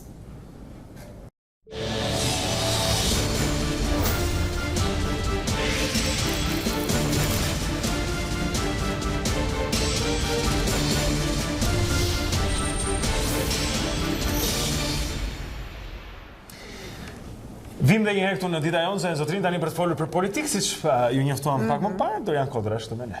Mirë, Dori, mirëmëngjes. Ka natyrisht mjaft për komentuar tani më në politikë, por gjithmonë është ajo pyetja që na shqetëson, duhet ta themi, na shqetëson të gjithëve. Zgjedhjet në 30 qershor do të ketë apo jo? Pam edhe dje në parlament ku edhe zonja Ajdari apo zoti Gjoni ngritën një hamendësim që ndoshta mund të jetë tani më e arritur një marrëveshje midis Bashës dhe Ramës. E shikon të mundur këtë gjë? Çfarë do të ndodh këto ditë? Është ende herët për ta thënë nëse do të ketë apo jo zgjedhjen 30 qershor. Është ende herët për të thënë nëse ka një marrëveshje Rama Bash. Unë në fakt nuk besoj, më shumë më duk si paranoje deputetëve të rinj që ndjehen të rrezikuar në një moment që Basha dhe Rama ulin tonet, sepse vërtet ditët e fundit të dy njëri pas tjetrit kanë dalë në konferenca për shtyp dhe nëse lexoje mes rreshtave, të dy i kanë ulur tonet, kanë folur për dialog, kanë folur për të ulur në një tryezë, gatishmërinë për të ulur bashkë, por pa lëvizur asnjëri nga kushtet e tij. Pra, edhe si më janë dukur mua Dori si dy po e quaj të dashuruar që janë duke kërcyer me njëri tjetrin, po nga anë të kundërta të sallës, akoma të pa koordinuar mirë. Por muzikën sikur po e ndjejnë të dy, kështu edhe po shihen në sy, po nga larg akoma. Mund të duken si dy dashuruar, mund të duken edhe si dy boksierë në ring që sapo kanë nisur ndeshjen dhe po ruhen nga njëri tjetri që të mos bëjnë hapje. Ka mos besim po thua, pra ka dëshim si po thuan, ka ndoshta ose vullnet po e quaj për një lloj dalje nga kjo edhe zgjidhje. Por ka edhe pasiguri dhe ndoshta mosbesim tek njëri tjetri? Mosbesimi, kundërvënia ndaj njëri tjetrit është në ekstrem për mendimin tim. Madje të dy e dinë që një zgjidhje mund të vijë edhe përmes një marrëveshje, por të dy po ashtu lënë të hapur edhe përplasjen deri në pikën e fundit. Si Rama, si Basha, për mendimin tim mund ta çojnë situatën të tillë që me kokëforcinë dhe me refuzimin për të ulur kokën para publikut, para votuesve të tyre etj. Mund të mendojnë që do të fitojnë më shumë nëse do të jenë kokëfort, nëse do të shkojnë deri në fund betejës, njëri për ligjshmërinë, rendin kushtetues, shtetin që ka pasti dhe tjetri për kauzën që kanë ngritur për zgjedhjet lira, për luftën kundër krimit e tjerë. Megjithatë të dyja palët, edhe pse duket që janë këto tonet e ulura, por ama në ato pika të cilat i kanë le të themi, nëse kemi parasysh opozitën, e cila pika kryesore është largimi i Ramës, kësaj pike i qëndron deri në fund. Por nga ana tjetër kemi përgjigjen e kryeministrit, i cili thotë kjo gjë nuk ka për të ndodhur, por ama vjen ajo pjesa kur do të flasim. Pra duket sikur është një lloj afrimi, por duke qenë se nuk lëvizin nga istikamet në pikat më kyçe, si mendon kush dhe për çfarë do të lëshoj pak për të arritur këtë marrëveshje nëse kjo do të arrihet pastaj? Atëherë 30 qershori është një datë e cila i qëndron mbi kokë si Ramës si Bashës. Është një deadline që i detyron qoftë të gjejnë një marrëveshje, qoftë të shkojnë deri në përplasje. Dhe ajo e djeshme e Partisë Demokratike, dërgimi i emrave për në KZAZ, për mendimin tim është një lojë dyfisht, është edhe një kaltroje quhet i zoti Patozit për të prishur zgjedhjet, sepse emrat përfaqësues Partisë Demokratike në strukturat që do të menaxhojnë zgjedhjet janë një përpjekje për të prishur këto zgjedhje. Sipas Patozit pak, po në fakt është diçka që s'ka sens nëse ti nuk je në atë lojë, që duhet të kesh ti njerëzit e tu në një lojë ku refuzon të marrësh pjesë, kjo pra është. Nga ana tjetër ata kanë argumentet vetë tonë që okay, ka nisur manipulimi, po gjithsesi kjo është njëra prej temave dhe shfolur pak edhe për ndërmjetësim nga ndërkombëtarët. Nëse do të mund të arrije kjo, mendon se do të arrije kjo brenda politikës shqiptare, parë dhe gjysma e Kongresit Amerikan këtu, pa i marrë palët për veshje, ulur në tavolinë. Dhe me qenë se jemi këtu sot bëhen fiks 2 vjet nga ajo marrëveshje e famshme e Çadrës që u realizua pikërisht nga ndërmjetësimi i ndërkombëtarëve, kështu që nuk e di çfarë do të ndodhi, do të përsëritet sërish. Shikoni mundon që politika shqiptare të vetë zgjidh një krizë që vetë ka krijuar? Më duket e pamundur ta zgjidhin vetë, e pamundur nëse nuk vinë të tërheqin për veshje. Ishte nënkryetari i grupit Kristian Demokrat në Bundestag dhe një herës kryetari i grupit punës së Ballkanit Perëndimor Johan David Vadefule, që u shpreh gatshëm të vijë dhe të negociojë. Megjithatë unë mendoj që ju vetë sapo e kujtuat një marrëveshje Bashës me Ramën, nga e cila ai doli i humbur, dhe një marrëveshje e dytë, atë nëse nuk do të dilte absolutisht fitues me të gjitha në tavolinë, atëherë Basha do të dilte absolutisht i humbur. Nëse do të ndante, siç është logjika e një marrëveshjeve, 50 me 50, diçka e lëshon, diçka e fiton. Nëse do të bënte një marrëveshje të tillë normale, Basha vetëm do të humbte. Do të humbte me besueshmërinë, sepse i kanë nxjerrë mbështetësit e tij të qellojnë në Molotov kryeministrinë, i kanë nxjerrë mbështetësit e tij të bllokojnë rrugët, i kanë nxjerrë demokratët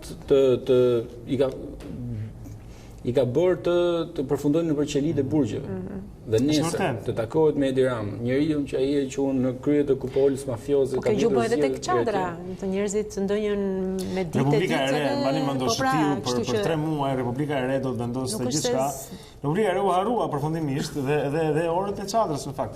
Dhe kjo ka ndodhur, do të them që po çfarë pra ti po si thua po paralajmëron se nëse zoti Basha pranon një marrëveshje 50-50, po themi, kjo do t'i kushtoj atij politikisht brenda grupit vet. Shiheni me sytë e opozitarëve. Po, ne mund ta shohim, po. Ta shohim me sytë e opozitarëve. Këta njerëz kanë dalë në rrugë, janë përleshur me policinë, kanë përfunduar në qelitë e burgjeve dhe papritur kryetari i tyre do të shkojë të shtrëngojë duart Edi Ramës, atij që e quhen krye kriminali, kreu i narko shtetit etj, që i ka vjedhur votat, bashkëpunon me krimin organizuar për të vjedhur votat etj. Kjo do të ishte e palogjikshme për çfarë opsioni mendon se i mbetet Bashës? Përveç se një opsion po themi 50-50.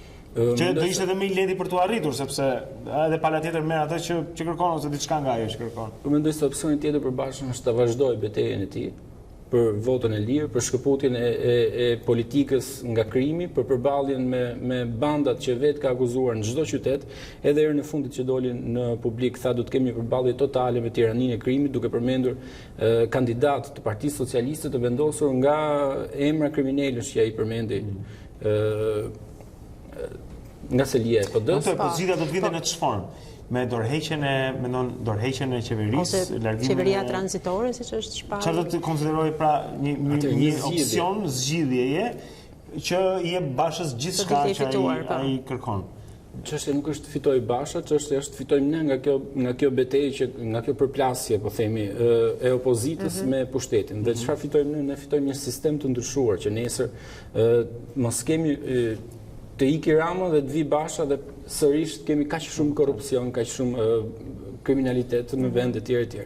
Çështja është ndryshoj sistemin. Nëse Basha bën një seri propozimesh që vërtet e ndryshojnë qeverisjen e vendit, nëse ai apo kushdo tjetër vjen në pushtet dhe nëse ka një platformë që vërtet ta ndryshojë. Si s'bëhet kjo platformë dorë? Si s'bëhet paraprakisht? Që le të flasim konkretisht edhe me njerëzit që do të ishin pal tani po abstrahojmë, edhe unë jam interesuar që sistemi ndryshojë. Sistemi ku kryetarët zgjedhin, bëjnë listat e veta është totalisht jo demokratik. Dhe jam dakord me këtë. Dhe kjo u bë me ndryshimet kushtetuese, kemi thënë mira herë, që atëherë në 2008 dhe ja ku jemi tani po e thon të gjithë. Ndihemi në farë mënyrë edhe të vindikuar, me të drejtën ishim ca më të rinj atë kohë dhe nuk na dëgjonte njëri kur thoshim që kjo është skandaloze. Tani edhe këta me mjekra thinjura po thon ato që thoshim ne atëherë, që kjo është skandaloze. Pra, jemi gjithë dakord që ky sistem duhet ndryshoj, po pse nuk bëjmë propozime konkrete që mbi cilat pastaj mund edhe të ndërtohet një, po themi, dialog apo një dialog publik, edhe publiku të di se çfarë mund të përfitojnë nga kjo, e ti bëhet një ofertë edhe atyre që ndoshta nuk duan dalin protestë, po thonë, po më zotri. Edhe ti do përfitosh nga një Shqipëri që realisht zgjedh. Dhe kjo do të ndoshta shtonte trysnin mbi kryeministrin që të bëj më, po themi, logjik edhe i mirë për vendin. Por dëgjojmë, shkojmë te Moletovi, shkojmë tek egërësia e deklarantave, te akuzat shumë të rënda, po pa buk, pa thelbin konstruktiv të gjës. Atëherë, unë nuk jam i sigurt nëse Lulzim Basha vërtet do të ndryshojë këtë qeverisje, këtë vend, të ndryshojë këtë sistem. Ashtu se gjithë shqiptarët, si shumica e shqiptarëve, kam dyshimet e mia se Partia Demokratike, kushdo të jetë në krye të Partisë Demokratike, do thjesht marrë pushtetin, qeverisë vendit, pse jo edhe me këtë lloj sistemi. Prandaj, edhe aksioni politik i Partisë Demokratike, mungesa e një platforme që ndryshon të gjithë sistemin qeverisës, e shoqëruar kjo edhe me këtë lloj aksioni opozitar, me protestat e ashpra, me qoftë edhe të dhunshme her pas here, sepse duke qenë se ka përballë, siç thot, një policin, gjykatat, prokurorinë, bandat e krimit, gjithë administratën shtetërore, atëherë është i detyruar të luajë fort. Është i detyruar të nxjerrë njerëzit në rrugë dhe të tregojë edhe ai fuqinë e tij. Ti tregoj njerëzit se është i vendosur për të luftuar vërtet këto që ka përballë. Sepse përndryshe, nëse do të kishte përballë një alternativë qeverisë. Lufta nuk është me njerëzit, lufta është me rregullat e lojës, që janë të shtrëmbruara. Lufta nuk është as policisë as administratës publike, lufta nuk është fizike, është luftë ndoshta ligjore, ndryshime demokratike, domethënë është proces, nuk është shikoj si nuk ka ndryshim nëse sistemi është deformuar, nëse rregullat e lojës nuk ekzistojnë, atëherë është për mendimin tim e pamundur. Për mendimin tim Basha është i detyruar të bëj këtë aksion që po bën tani. Është i detyruar ta çojë deri në fund, edhe me dhunë. Përndryshe edhe me dhunë, sepse përndryshe askush nuk do ta besonte atë. Shikoni tani deklaratat e ndërkombëtarëve. Kanë filluar të thonë kemi shkrimin e Bildit. Që shkoj për te, ne në fillim të gjithë u habitëm nga lënia e mandateve, nga djegja e mandateve, e kemi dënuar të dalje nga sistemi. Tani të gjithë po pyesin pse ndodhi kjo. Edhe ndërkombëtarët kanë zhvendosur fokusin e tyre nga dënimi i opozitës etj. Tek arsyet që çuan në këtë situatë. Shkrimi i Bildit ishte prova më e mirë e kësaj. Po ndryshon fokusi i vëmendjes. Tani po pyesin pse jemi në këtë situatë. Pra ti mendon që nëse do të përdoret ose nëse opozita do të jetë më e dhunshme se çka që nderim sot, kjo do të tregojë, do të jetë ndoshta edhe një arsye më tepër që ndërkombëtarët ta shikojnë me një sy tjetër gjithçka, ndoshta edhe ata që mbase kanë kritikuar dhe kanë qenë kategorik në fakt në qëndrimin që kanë mbajtur nga opozita. Edhe Robert Daul, po themi kryetari i Partive Popullore Evropiane, edhe pse e shmangu përmendjen e opozitës, dënoi ashpër dhunën, dhuna nuk është zgjidhja. Pati disa deklarata që fluturuan nga gjithë drejtimet mbas së shtunës kaluar, ku pati dhunë, realisht, që ishte kundër Molotovit dhe tani më edhe presidenti po flet për kostot reale që ka mbishëzar shqiptar, pamja e këtyre gjërave dhe turistët që po refuzojnë të vinë prej një meraku se këtu po bëhet nami që në fakt s'po bëhet. Edhe kjo është diçka interesante, Dori, që duhet të shpjegosh njerëzve në telefon që gjendja është e qetë, që dyqanet janë të hapura, kafenet janë plot, edhe njerëzit po shkojnë në punë, vetëm që ka pak shi për këtë tanjaporja, por sepse nga imazhet ata krijojnë një ide që këtu në Shqipëri po bëhet nami, dhe jemi në prag të 97-s, dhe ka një surrealitet, domethënë, edhe një teatralitet, unë do të thoshe që vjen ora e protestës dhe bëhet nami. Mbaron protesta, dalin pastruesit dhe të nesmen gjithçka kthehet, madje edhe protestuesit u kthehen kapuçinove dhe vizitave jashtë. Kuptoj, po më kujtohet edhe një batutë e kryeministit Rama në parlament që talli ironizonte Berishën, mos gaboj, që kur krahasonte populli do të ngrihet, i thoshte po, e kishte me machizëm, po. Nuk ngrihet, i thoshte. Tani ne nuk na pëlqen kur nuk protestojmë, por nuk na pëlqen as kur protestojmë. Protesta për mendimin tim nga kushdo të organizohet, edhe nga partitë politike, sado që më pëlqen më shumë kur janë studentët, kur janë qytetarët që ngrihen kundër, nuk e di, koncensionit në Kukës. Ajo është akoma më e bukur, po edhe nga partitë politike për mendimin tim protesta duhet vlerësuar. Është mirë të protestohet. Pse jo? Pse që për këtë nuk ka patur asnjë lloj reagimi negativ. Për mua është çështja e formës. Unë kam thënë që nëse siç pretendon zoti Basha ka shumicën dhe janë shumicë absolute, atëherë zoti Basha mund ta hedhë këtë qeveri thjesht me shumicën e vet absolute, pa asnjë molotov, pa asnjë fishek zjarr, absolutisht asnjë lloj veprimi të dhunshëm, sepse ka një shumicë absolute dhe zhvullneti i popullit dhe s'ka jo Edi Rama, po qeverin bot që t'i qëndrojë asaj. Nëse do të ishte vërtet ashtu.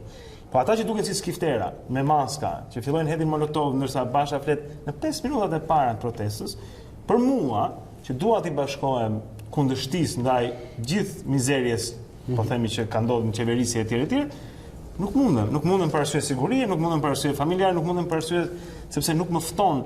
Edhe nuk është një protestë që thotë e janë të gjithë o shqiptar dhe ta kundërshtojmë këtë qeveri, po është një, domethënë, njerëz të maskuar, zjarr, flag, oficer policie që pësojnë djegje, më duket sikur është duke e prishur si thua Në parë të pami edhe jelek verdët në Francë. Po si janë forcë politike jelek verdët, nuk janë huliganë në shumicën e tyre dhe pranojnë që janë ata apo ekstremistë të djathtë, ekstremistë deri në fashizëm, shumë prej tyre. Dhe ata janë fashistë e krenar për këtë. Partia Demokratike nuk është parti fashiste. Kështu që me jelek verdët nuk do të krahasohesha në atë formë. Nuk është parti fashiste, megjithatë thotë që ka përballë bandat më të rrezikshme të gjithë vendin, që bashkëpunojnë me policinë. Po është ajo çfarë thotë, e di. Nuk ka prokurorin këtë vend. Ka pas banda që kanë bashkëpunuar dhe me PD-n, edhe PD-ja ka pas bandat e veta. Dhe Partia Socialiste ka bërë shumë mirë që ka protestuar. Djema duhet ta mbyllim. Djema stop. Me ju të dy është e pamundur të menaxhoj situatën kur jam këtu në mes, gjithsesi. Ora është 8:30 minuta, nuk ka më kohë. Dori, faleminderit që ishe me ne gjithsesi. Ti e di që të duam shumë, por koha është e tillë që kur futemi brenda këtyre temave është vështirë për dalë. Mirë, atëherë kemi fotot e një dite më parë, që shikojmë sërish dhe më pas do të jemi në studio për të vazhduar edhe me të tjera tema këtu në emisionin tonë, mos u largoni.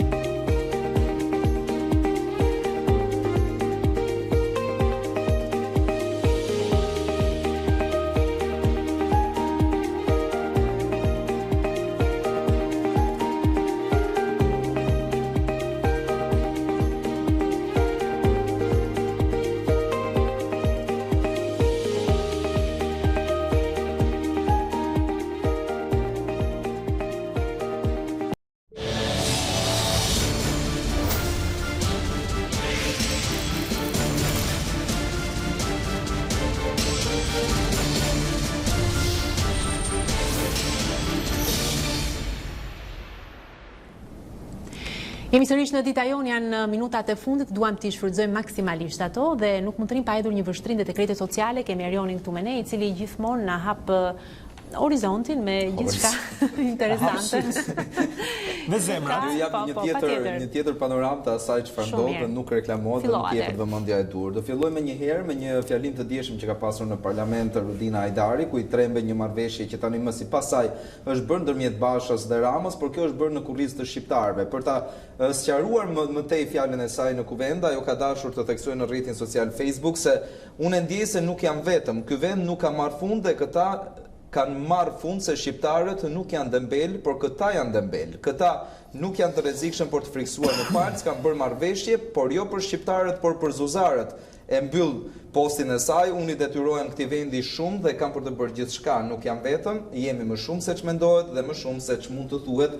Për të thënë kështu që kjo marrëveshje nuk është në interes të shqiptarëve, por bëhet në kurrizë të tyre, por tani në Shqipëri nuk janë vetëm politikanët që nuk i duan të mirën, por ka edhe njerëz që luftojnë për të mirën e Shqipërisë. Nuk është fundi i Shqipërisë sot ajo, por është fundi i politikës. Ndjej le themi shqetësimi dhe nervozizmi i Rudina Hajdarit nga një dalje offside, po e quaj, sepse nëse bëhet një marrëveshje, Rudina Hajdari që hezitoi, pati momentin e saj për të bërë diçka me bindje demokratike ndoshta apo mund ta gjente veten në një shkretëtirë politike? E drejt. Por për këtë mbetet të shohim në ditët në vijim se si do ecim. Ne të gjithë urojmë që të ketë një marrëveshje, jo për të nxjerrë jashtë parlamentit ata që pranuan mandatin e deputetit, por për të mirën e Shqipërisë, për të shuar të gjithë këtë luftë politike dhe krizë politike që ka pllakosur vendin. Do ndalemi te Lisa Spiropali që i referohet protestave të opozitës nëpërmjet një citati, tani më e ka bërë model në profilin e saj në Facebook, që nxjerr citatet e veta të herë pas hershme. Ndoshta këto si memet e dikurshme për një tjetër politikan të cilë nuk dua të përmend me emër. Nuk janë demokratët e thjesht ata që prodhojnë kaos. Kjo është përpjekje organizuar e një çete të vogël udhëheqësish të rënë nga Kali, të rrëzuar me votë popullore nga pushteti që po dëmton atë dheun tonë të përbashkët, thot Elisa Spiripale, gjithmonë duke u referuar krizës politike në vend. Por do të ecim më tutje me zhvillimet tona, do ndalemi pak tek bindja demokratike. Astrid Patozi gjatë një interviste ka saktësuar se janë 27 kandidatat e kësaj partie, të cilat do të marrin pjesë në zgjedhje për të sjellë kështu një vizion të ri për sa i përket politikës. I pyetur nga gazetari, ai thotë që kjo është vizioni ynë që kemi për politikën, vizioni që kemi për Shqipërinë së nesërmes, dhe është një projekt i ri politik i cili nuk ka filluar sot, por është kristalizuar sot. Pra është një lëvizje politike që e kam nisur në vitin 2017, thot ai, ashtu quajtura lëvizja për ngritjen e Partisë Demokratike, e cila pas 2 vjetësh solli këtë rezultat që është bindja demokratike. Ne urojmë pse jo, që të jenë të fortë në këtë garë për bashkiaket e këtij viti. Gjithashtu ai ka thënë ndër të tjera që janë 55 antarë për KZAZ që do të marrin pjesë në zgjedhjet e qershorit, por të shohim se çdo gjë mbetet për të parë më datën 30 qershor, nëse zgjedhjet do bëhen pikërisht në atë ditë, sikurse thotë edhe shumica parlamentare. Do ndalemi tek një tjetër temë që ka të bëjë me genocidin serb në Kosovë. Gjatë ditës së dieshme në kuvendin e Kosovës janë paraqitur me fakte, por gjithashtu edhe me imazhe. Disa fotografi tregojnë rastin e një përdhunimi që është bërë në sy të familjarëve. Ishte e rënda imazh që ishte marrë pikërisht nga aparati fotografik i një ushtari serb, për të cilët deputetët e Kosovës thonë që nuk do ta lënë me kaq. Madje kryeparlamentari Kadri Veseli ka thënë ndër të tjera se do i bëj një tërheqje të vëmendjes Bashkimit Evropian që qëndronin indiferent, dhe sikurse citoi ai, janë vetëm Shtetet e Bashkuara që i shkojnë pas çështjes së Kosovës për sa i takon çështjes së genocidit. Ndër të tjera, edhe Sali Berisha ka dashur të referohet kësaj ngjarje ku thotë se mediat kanë paraqitur këtë ditë dokumenta për barbarinë serbe, për dhunimin publik të grave shqiptare nga mostra të ushtrisë, të cilat janë një akt akuzë rënd për genocidin dhe krimet kundër njerëzimit të pushtuesve mizor serb në Kosovë, të cilët kërkojnë drejtësi dhe kur nuk parashkruhen. Por diçka që duhet theksuar është ajo që thot zoti Berisha, por dhe qindra mira foto, video, dokumenta akuzojnë gjithashtu, thot, edhe heshtjen e pafalshme shqiptare ndaj genocidit dhe krimeve shtazore kundrejt njerëzimit që hordhit e kasapit të Ballkanit kryen në popullatën shqiptare të Kosovës. Në lidhje me këtë do ndalemi pak dhe tek Ramush Haradinaj, i cili ka thënë se miratimi i sotëm në kuvendin e Kosovës që dënon genocidin serb në Kosovë është veprim i duhurit të zgjedhurve dhe institucioneve që duhet të angazhohen e të sjellin drejtësi për të gjitha krimet e kryera. Pa vendosjen e drejtësisë, thot ai, nuk mund të ketë pajtim dhe as paqe të qëndrueshme. Kriminalet e kanë vendin në burg. Ishte ky ndoshta ajo që jep fund një retorike të ashpër që vlon në Kosovë ditët e fundit në lidhje me këtë çështje. Është hapur gjithashtu muzeu, pritet hapet një gjykatë për krimet, dhe me këtë ne mbyllim edhe rrjetet sociale dhe postimet të ndryshme në të. Shumë faleminderit, Erion Dushi, me këtë njoftim nga rrjetet sociale, zonja Zotrin. Ne kemi një libër në duar tani, është pikërisht ky Epistolari i Zaratës nga Luan Rama, për cilin do të flasim sot bashkë me kritikun ton letrar Agim Baç, i cili na bashkohet premteve për këtë libër kësaj radhe. Po, është shumë interesant sepse tregojë historia e një të burgosuri në burgun e Zvërnecit, i cili dërgon 13 letra të dashurës së tij dhe tregon gjithçka, pra është një lloj, nëse mund ta quajmë, një magji që përfshihet brenda këtij burgu. Jemi në Zvërnec, imagjinoni pak. Edhe në qasja e tij dhe nëpërmjet Dantes, apo që vjen i pasqyruar pikërisht në këtë ferrin e Dantes, ndërkohë që është një lloj ferri të tij, dhe ky fer brenda ferrit është çfarë subjekti e provokoi, kam përshtypjen Luan Ramën për ta shkruar këtë libër. Gimi, mirëmëngjes, kënaqësi që të kemi këtu. Mirëmëngjes. Na trego pak çfarë ishte që të tërhoqi edhe që e bën të rëndësishëm epistolarin e Zaratës. Fillova ta lexoj në fakt, domethënë se epistolarit janë të veçantë, ndonjëherë kur godasin atë raportin, se përmes letrave. Pra letër këmbimi pa qenë me epistolarin ndryshe pa. Plusit në letër këmbim ti merr vesh që edhe çka menduar tjetri, sepse personi e fillon letrën me thënë që ato që më shkruan brenda që ka ndodhur këtu, se si kanë reaguar. Ty epistolarët pëlqejnë, ke shkruar vetë një epistolar? Më pëlqejnë shumë sepse japi një lloj lirie shumë të madhe në raport, dhe ti ke mundësi të ndërtosh dhe të rindërtosh, të kthehesh prapë, sepse ti ke idenë që të kuptohen në letrën e mëparshme, pra ta jep të mundësi, por direkt sa fillova ta shpletoj, thash pas ka shkruar për Pashko Gjeçin. Në fakt Pashko Gjeçi është personi që e ka përkthyer në internim. Kjo është histori e vërtet? Është një histori e vërtet. Mund ta themi? Pashko Gjeçi e ka përkthyer kështu. Dakor, pra ka një paralelizëm. Okej. Elementet të së vërtetës të ndërtohen në Zarate, nuk ka qenë, por ka qenë në një internim dhe e ka përkthyer nga andej. Madje e ka përkthyer në mënyrë parajsore, them unë ferrin. E ka sjellë në Shqip, ndoshta për të mbijetuar, Dhe personazhi këtu në fakt çdo letër fillon me një paragraf nga Ferri Dantes, si për të bërë një paralelizëm që atë Ferrin që Dante ka shkruar në mënyrë letrare, ai po jetonte atje. Dhe merr disa janë shumë pak veta. Më duket sikur personazhet e letrat janë pothuajse të barabarta aty. Domthon 13 veta janë atje. E vërtet. Edhe letrat janë 13. Me fjalë për ishullin e vogël, aty ku mbaheshin dikur janë pas mbajtur pra të burgosurit në ishullin e Zvërnecit. Po, janë kur manastiri ishte i mbyllur e ishte. Kur manastiri u përdor si qeli, dhe në fakt sepse sistemi do t'i përdorte ato objektet e kultit për vend dhunimi dhe jo për vend falje. Imagjino, janë disa paralele e kryqëzime gjithashtu në këtë histori që është shumë interesante. Pra mbajtja e burgosurve në një objekt kulti, siç është manastiri i Zvërnecit. Po jo për të falur. Pra objekti i kultit kthehet në objekt vuajtje, vendi i lutjeve kthehet në vend vuajtje. Edhe ndërkohë kemi edhe këtë historinë e Pashkogjeçit, pra që në burg vendos të i futet një përkthimi serioz, po themi si Ferri i Dantes. Shpesh herë ka ndodhur dhe madje dhe Spaçi dhe Qafbari dhe gjithë janë dëshmi të shumta që përmes letësisë, përmes atyre përkthimeve, përmes bisedave të librave kanë gjetë një mënyrë për të mbijetuar. Një arrati, po. Një arrati nga ajo, domethënë pra kanë përdorur atë imagjinatën për t'ikur, sepse kështu kanë mundur të mbijetojnë nga ajo lloj dhune. Pra, në manastir ku njeriu shkon të qetësoj shpirtin, në fakt aty trazohej shpirti i tyre. Dhe aty ka personazhe të cilët janë direkt pas luftës dytë botërore, pas 45-s, dhe ku ka njerëz për shembull që dikush ka qenë partizan, por nuk ka përshkatuar ballisët dhe këtë sistemi i Vogës ja ka quajtur krim, domethënë dhe ai nuk arrit të perceptojë që shokët e vet të ndonjë përgjigje që ai në fakt s'ka bërë asgjë vetëm se i ka falur se i mosvrasje. Për mosvrasje, domethënë. Dhe mënyra se si drejtohet Brunës letrës, domethënë, një lloj dantje me Beatricën, domethënë kur merr parasysh që Beatricia ishte ajo që shkonte vërtet Ferrin, por kishte Beatricën konceptin shpirtëror të një raporti që e bënte të mendonte dhe Bruna në fejuar e është ajo që i mban poezinë brenda. Her pas here ai citon këto, dhe duken ato botët paralele aty ku koncepti është vlerësuar. Dhe ishte një befasi vërtet, domethënë nga libri i Lorën Ramës, dhe i shkruar me një lloj finese. Janë 13 letra këto në fakt që ai dërgon pikërisht Brunës fejuare, se ti vetëm pak dua të lexoj.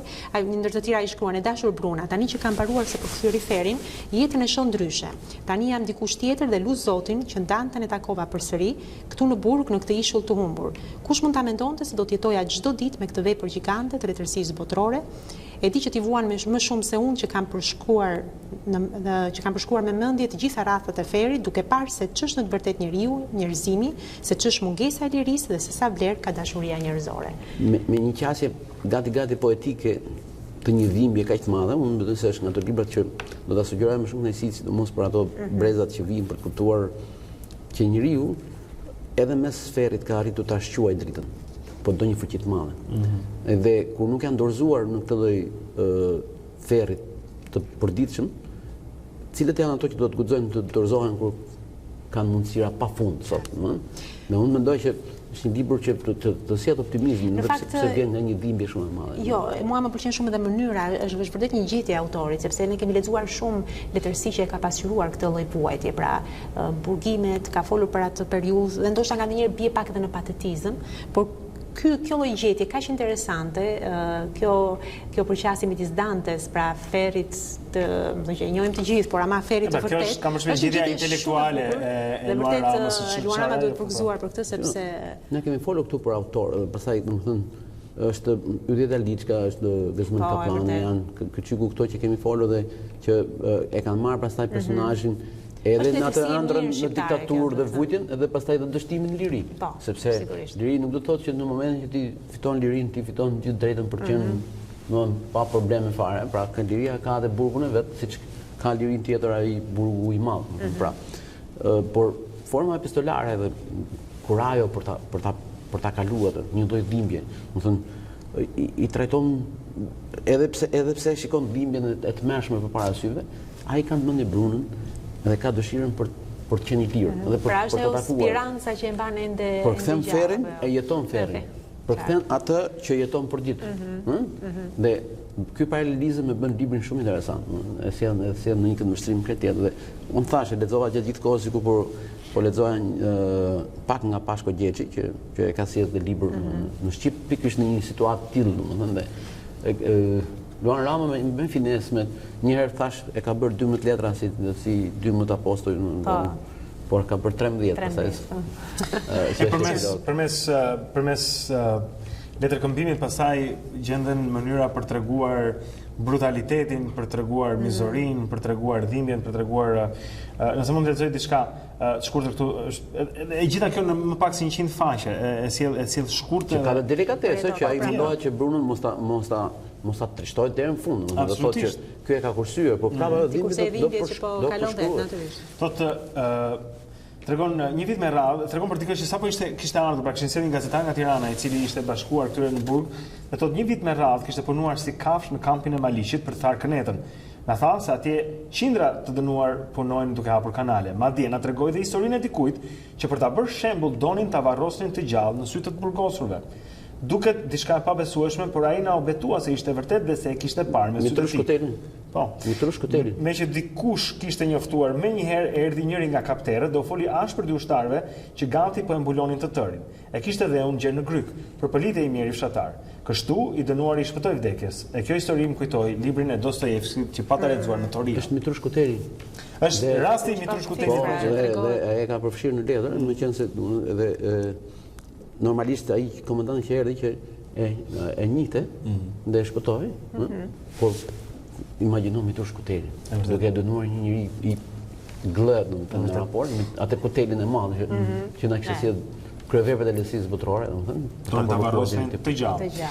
Por është në këto detaje, kam përshtypjen që sillen në librat dhe kjo është vlera e librave si ky që tregon, sepse një episod si ai që po mendonim për Mitrush Kutelin, varrosja për së gjalli, mund t'i mjaftoj dikujt për të kuptuar se sa keq ishin gjërat dhe çfarë kishte arritur të prodhonte ai lloj sistemi për njeriu në ri. Kështu që është e rëndësishme që njerëzit të lexojnë. Përsëris që letësia do ta ruajë njeriu, domethënë dhe ato të cilët do duan ta njohin atë që u vuajti dhe atë që mbijetoi. Do ta njohin përmes letësisë. Sepse dokumentat vet mund të japin shumë gjëra, por nuk japin atë raportin atë raftimin shpirtëror që ka, domethënë letësia sjell dhe këto letra janë interesante sepse vijnë në një formë epistolare ku dhimbjen e mund dashuria. E drejt. Pra ky mund të jetë një libër shumë i mirë, aq tepër që mund të lexohet edhe brenda ditës nëse i vihesh. Luan Rama shkruan, domethënë ka goxha kështu bibliografi, por kjo është një ato libra që e ka shkruar me një lloj qetësie. E bëj fjalë për Luan Ramën, ambasador që jeton në Paris natyrisht. Shumë mirë, e përshëndesim ndërkohë se di që na ndjek gjithsesi. Mirë, ky është libri që ne ju sugjerojmë. Falenderojmë Agin Bashi si për herë që të premte, është kënaqësi që kemi. Okej. Zënë të rinjë, kjo ishte gjithë koha që kishim për sot këtu në Dita Jonë, madje kemi kaluar cakun edhe pak, siç e kemi bërë zakon, e na flasin tani se duhet të lirojmë vendin sepse Alba Lishani po bëhet gati bashkë me Ditarin, fillon në orën 9, ju mban të informuar ky kanal gjatë gjithë ditës dhe natës, prandaj unë ju sugjeroj ta mbani tek aty CNN. Edhe unë ju sugjeroj gjithashtu dhe mos harroni, ne takojmë sërish të hënën së bashku, shpresojmë që të keni mundësi të shijoni fundjavën tuaj, edhe kaloni sa më mirë, ne do të jemi këtu të hënën duke u pritur për t'u bërë shoqëri me Dita Jonë. Fundjavë të mbarë.